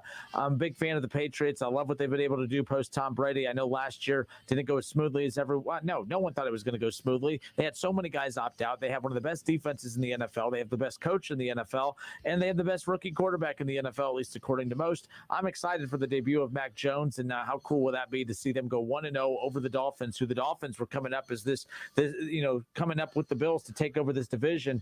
And I think the Patriots are going to kind of set them straight a little bit. They're going to remind them that, hey, I'm still the captain of the ship. Mac Jones, Bill Belichick, the Patriots 1-0 with the win over the Dolphins. Dolphins, weird things going on. You see Tua, the only starting quarterback in the NFL not named a captain of his NFL team. How crazy is that? Oh, boy. I remember that happened up at Michigan State with Cook. Connor Cook. Yeah, that was made a big deal as well. He was the one that disrespected which Buckeye did he? It was a Buckeye legend that he disrespected after the game that year. I think it was Archie. Yeah, I went to go shake his hand and he snubbed him or whatever. This is where the Patriots remind everybody that Bill Belichick can really coach. Tua, you're about to have a rough outing tonight. Well, on Sunday, you're going to have a rough outing. And the Dolphins are really going to be contemplating that trade for Deshaun Watson again. I think this is where they say, maybe we should go ahead and roll the dice. Camera down. So I'm going to go with the Patriots to win week 1 versus the Dolphins. Look at that camera work right there. Keep stalling. Okay, well, I'm going to just keep on going. So we got another big Damn. You done? We got another big matchup. We got the Rams and Browns. Rams and Bears. So the Bears, obviously, they're going to be out there starting our favorite guy, Andy Dalton, instead of Justin Fields versus the Rams, who I quietly think I'm going to pick them to go to the Super Bowl out of the NFC. So they made the quarterback change. They made the trade for Matthew Stafford and everything like that. So I'm going to go with the Rams to demolish the Bears. Rams, I mean, I think absolutely. Sunday Night Football. And by the way, this is setting up. I mean, I kind of want the Bears to be a little competitive. I would love to see the Bears with Andy Dalton go up against the Bengals next week. But what I fear is that the Rams are going to beat the Bears so bad that they're going to go right to Justin Fields, which would be pretty cool to see Justin Fields against Joe Burrow next week. That would be pretty cool. That would be pretty interesting. I'd rather see Andy Dalton, lead the Bears to a win over the Bengals. But Justin Fields over the Bengals has a pretty nice ring to it as well. So, I'm going to pick the Rams only for as much as people have talked about how mismatched this is, I'm surprised it's only a 7.5-point line. I would expect that 9-point line that we're seeing for tonight's Cowboys-Bucks game. But I think that, man, there's so much talk about Stafford and being this MVP candidate and being, man, I'm going to take the over. The Rams have to dominate the Bears. The Rams they're supposed to be better than the Bears. If this is a close game, that's good for Andy Dalton. That's bad for Bears fans who really want Justin Fields. Well, most of the Bears games were close last year. I think the Bears fans are going for the Rams. The Bears fans are pulling for the Rams. So they can see number one go out there? Yeah, that's the closest. I mean, it was like when the Browns had Tyrod Taylor at quarterback. Browns fans were pulling they were going for the Steelers, and then, of course, they had to freaking tie. They were going for the Saints because they wanted Baker Mayfield in them. That's why the crowd went nuts, even though they were on the road. Browns fans all over Jersey were going crazy when the Browns came back to beat the Jets that game. All right, we'll step away for a few moments. We'll complete our picks on the other side. We still have to get to the Raiders and the Ravens on Monday Night Football. A lot of big games still to pick. The Chiefs and the Browns coming up on Sunday, as well as the Bengals and the Vikings. Your picks, too. We'll continue to take your picks. 518-1410, 518-1410. We'll be back in a moment. It's the Justin Kinner Show with Kev Nash, presented by Orion Sports Medicine.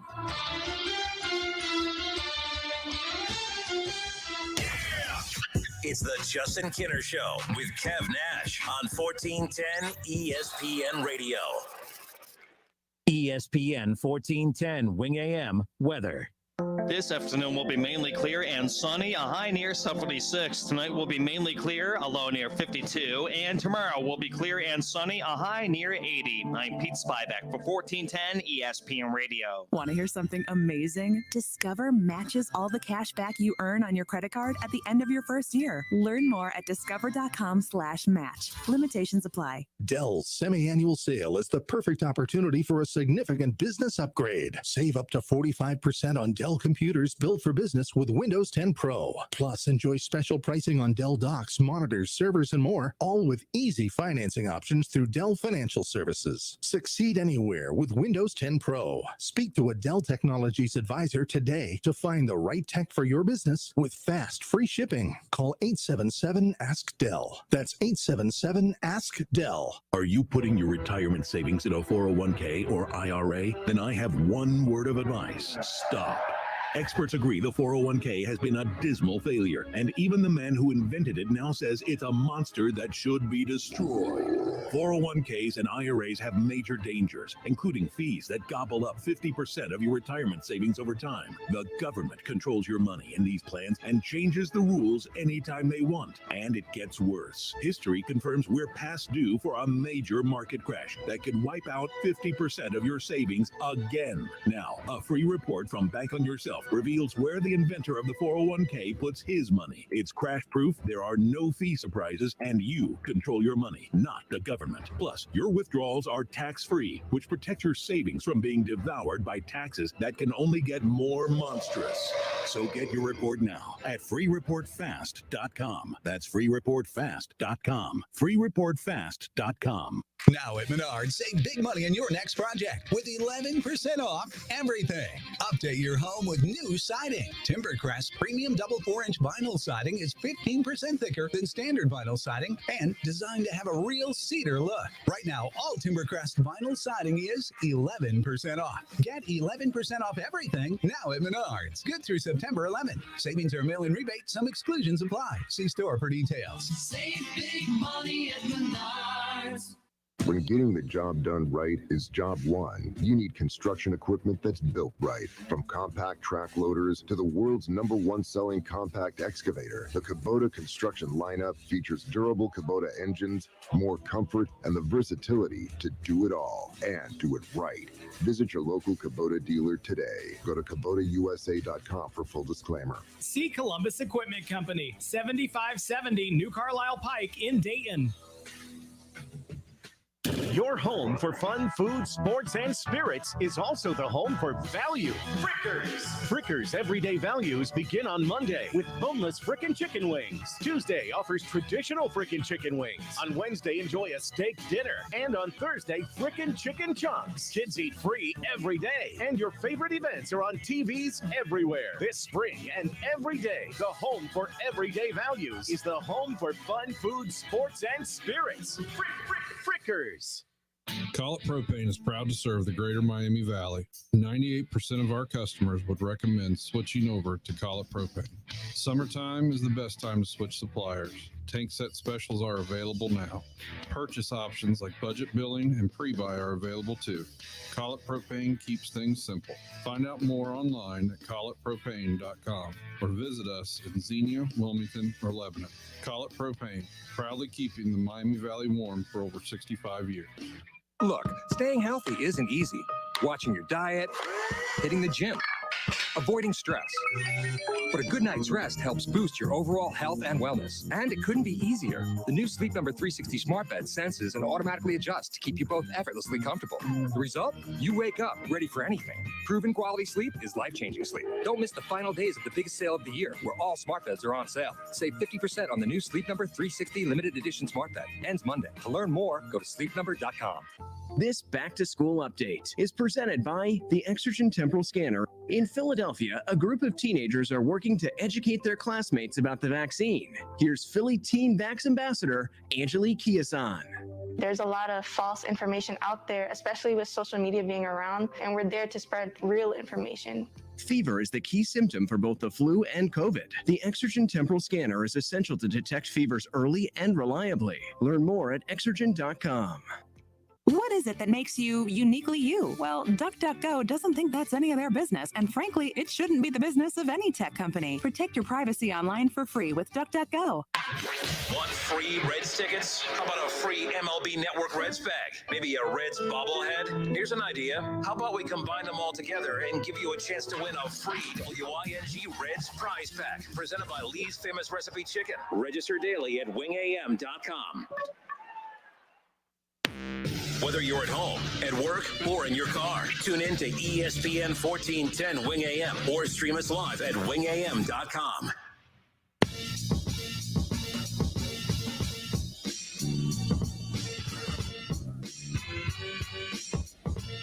All right, we welcome you back. This damn camera is going to be the death of me. I'm telling you right now. Here, stall real quick. Oh, no.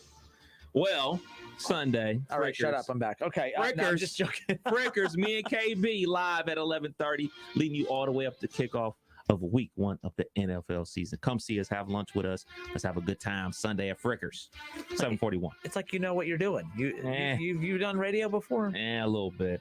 It's like you've promoted some events and appearances before. Clubs, cell phone places, you know. Me too.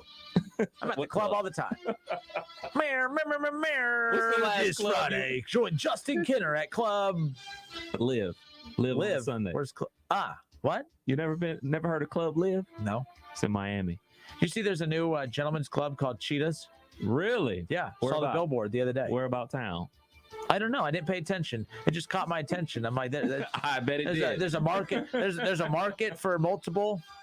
I mean, you got Cheeks, you got Diamonds. Yeah. And now you got Cheetahs. I think. No, I don't want to type that in on the work computer.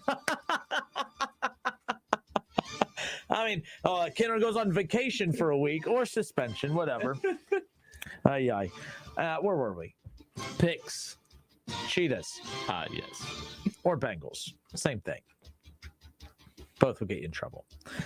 All right, so we got the Bengals and the Vikings coming up this Sunday. 1 o'clock will be the kickoff for that one. So, of course, you have Kevin Keith, who will be live at Frickers on Sunday for the Sunday morning tailgate show. Frickers 741 by the Dayton Mall. So go on and hang out with them and, of course, have lunch and hang out during the show. And the show goes right up to kickoff for all the 1 o'clock games, which will be the Cincinnati Bengals.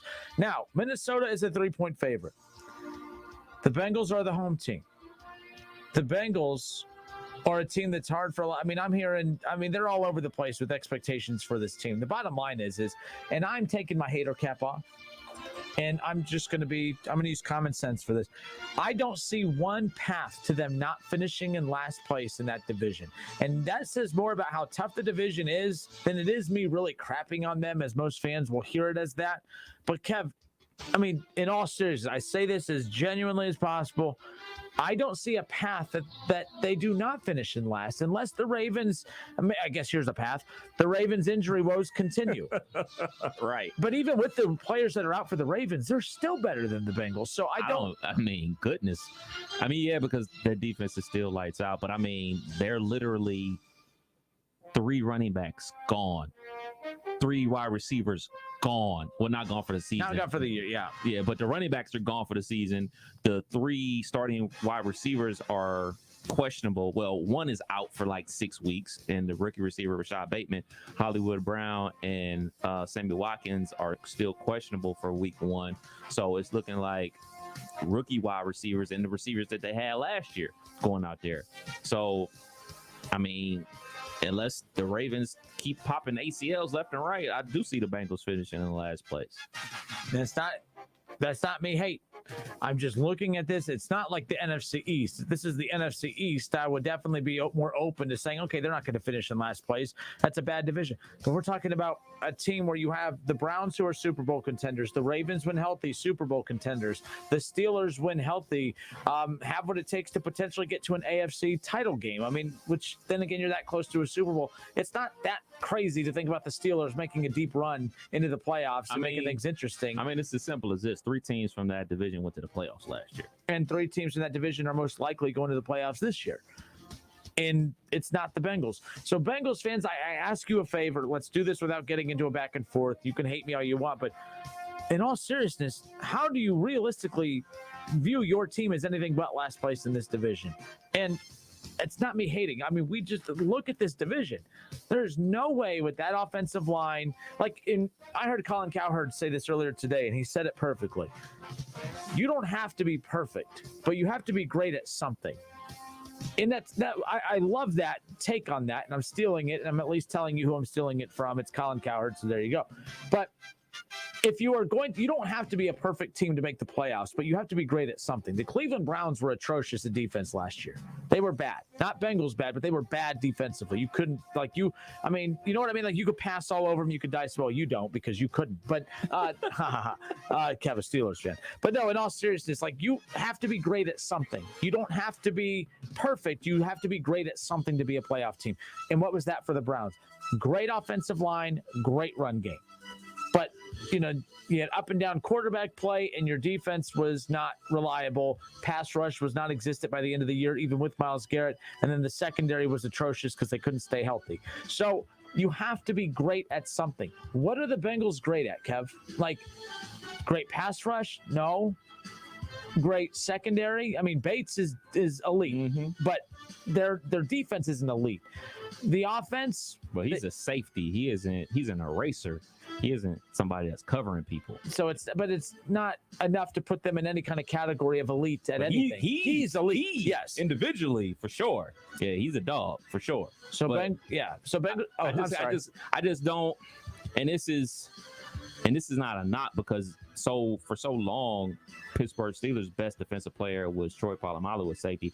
I just never prefer my best defensive player being a safety, because if he's making a ton of tackles, that means something's going wrong. Unless he's like a dude like a Ed Reed that is just like a ball hawk or something like that.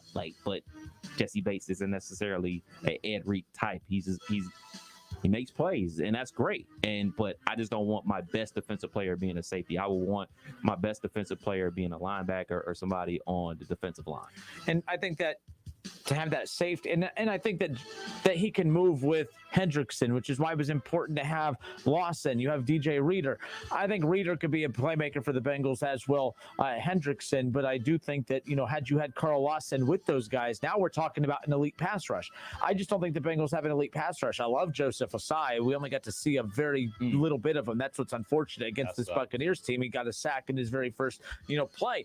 But and I will say this, if the Bengals would have found a way to keep Lawson, and they had Hendrickson, and DJ Reader, and Joseph Osai panned out or stayed healthy, now you have something to cook with there. Now but I don't know what the Bengals' identity is. They don't have an elite coach. They don't have an elite pass game. And the reason they don't have an elite pass game is because they don't have an elite offensive line. They don't have a good offensive line. You don't have an elite run game. You have good wide receivers, good wide receiving core if your number one can catch. So that's all I have to say about that is the Bengals aren't anything because they're not elite at anything. Colin Cowherd said it best. Playoff teams, you don't have to be perfect, but you have to be elite at something. You have to be known for something. The Ravens, they have an elite run game, but they have an elite quarterback that runs. But they also have defense. Their identity is defense with a playmaking quarterback. The Steelers, it was their defense, when it came down, because they weren't good. They had no run game, but they were elite defensively. That's how they, plus the coaching and that type of stuff. The Browns, it was all about the offensive line and the run game. So unless you could tell me what the Bengals are elite at, and don't waste my time or the air I breathe along with you on this earth. If you say they have elite quarterback play, I will ban you from listening to the show. He is not an elite quarterback. He hasn't done a damn thing until the guy could play more than 9 games or 10 or 11 games. Talk to me that they don't have an elite quarterback. The Browns don't even have an elite quarterback. I'm not even willing to say Baker's elite, but he's just good enough. He's durable and does it all. But the run game and the offensive line's elite. Now I think the secondary is elite and Myles Garrett's elite. The Browns are well-rounded. Who you got? Oh, yeah, we're doing our picks, right? I'm picking the Vikings in this. We talk about, you got to be elite at something. What are they elite at? The Vikings, their run game's elite. Their pass game's elite. I got to go with that. I don't like their defense, but I do like their pass rush. And that matches up with the weakness of the Bengals, which is their offensive line.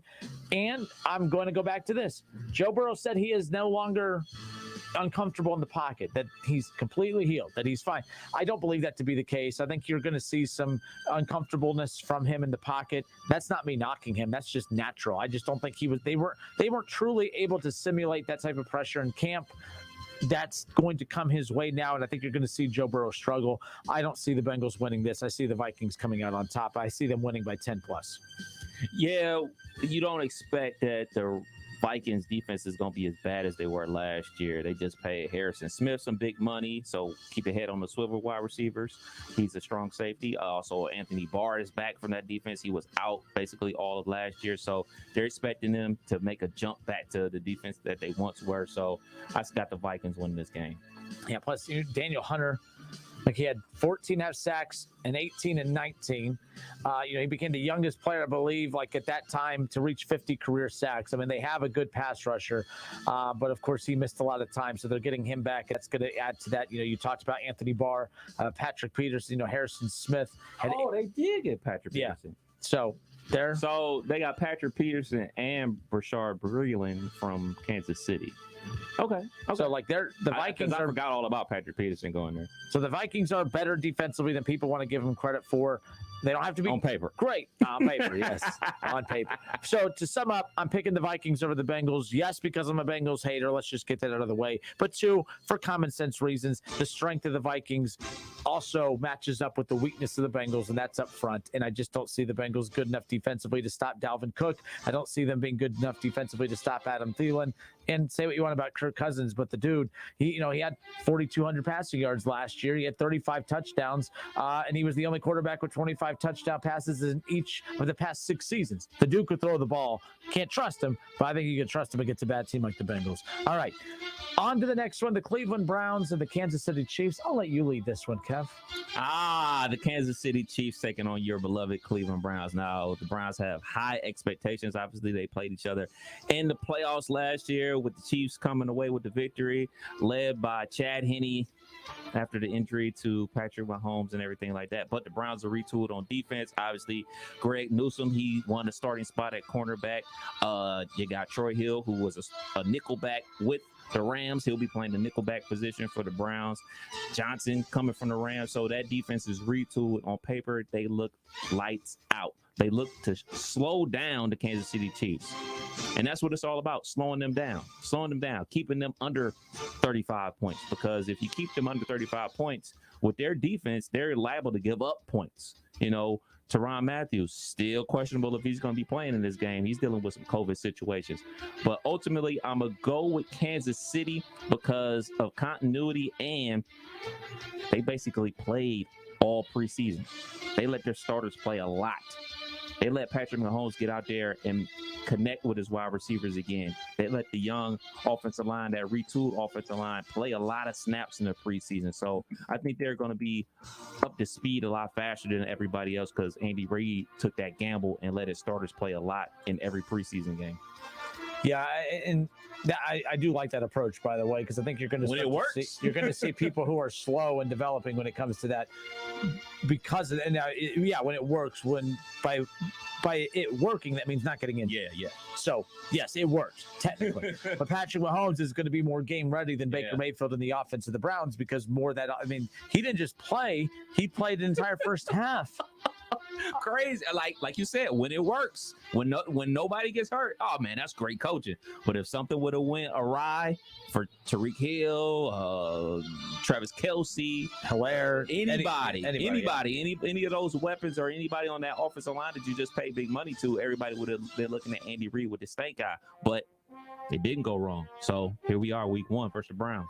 I don't think it's that crazy of me to pick the Browns over the Chiefs this weekend. I know that the popular pick is definitely going to be the Chiefs, but the Browns, they have more to win this weekend than the Chiefs do. The Chiefs winning 1-0, that they don't lose an opening, on week 1. I get all that stuff, but I don't care about all of that. All of that has nothing to do with the matchup that is at hand. The football gods provided us with one hell of a matchup to kick off the 2021 season. I like Chris Jones of the Chiefs. I like Frank Clark. He had 3 sacks in the preseason or in the postseason alone last year. But their safety, Tyrann Mathieu, will not play, or at least is doubtful heading into this matchup. So that's big right there.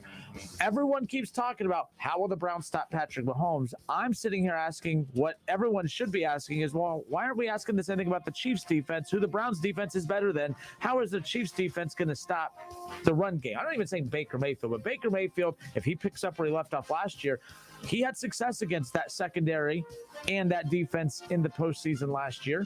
How are they going to stop Baker Mayfield? How are they going to stop Nick Chubb and Kareem Hunt? How are they going to stop that offensive line? For me, Kev, I'm going with the Browns on this because how do the Browns stop Patrick Mahomes? You don't. But what the Browns did was they went out and they built this roster with key secondary additions in Troy Hill and Johnson from the Rams. They drafted Newsome, who's a starter, to go alongside Denzel Ward. They have depth in their secondary. There's not a secondary out there that can stop them, but it still doesn't mean that you don't do everything you can to put the best secondary product out there to give yourself a chance to stop them. That mixed with the pass rush of Myles Garrett and Jadeveon Clowney, who did not practice today but has been cleared to play on Sunday. I just feel like the Browns have everything you need to combat Patrick Mahomes. Not stop him, because you can't, but the Browns have everything in place to combat Patrick Mahomes. And then that offense, we keep talking about, how do the Browns stop Patrick? How does the Chiefs stop the Browns? And year 2 in the same system for the first time since Baker and company got here, I'm going with the Browns in this. I think it'll be close. Don't get me wrong. I think that the Chiefs still could win this. That's a good team. I think the Browns are just as good. I have them as my number 1 team for a reason. And I think they're going to put the NFL on notice when they beat the Chiefs in week 1. I cannot wait. There goes the camera. For Sunday, the Browns are beating the Chiefs, baby. Go Browns. Well, you can catch everybody at Frickers. That's where I'll be. Will you be listening to the show on the beach? Oh, I'll definitely be. I'll be calling in from the beach. Might be a little drunk, but actually, if I'm drunk at 1 in the afternoon that early, that's vacation. Have the dump button ready. So, all right, folks, have a great night. No Reds baseball tonight. We'll talk a little bit about those struggling Reds as they try to ramp things back up. 21 games remaining as they try to make a playoff push. Have a great night, everybody. Until tomorrow, this has been the Justin Kinner Show with Kev Nash, presented by Orion Sports Medicine. WingAM.com. Get your picks in. The season kicks off tonight. The Pro Football Pick'em Challenge at WingAM.com, presented by Frickers. $25 in Frickers bucks to the weekly winner. Have a good night. It's the Justin Kinner Show with Kev Nash, presented by Orion Sports Medicine. Hi, John.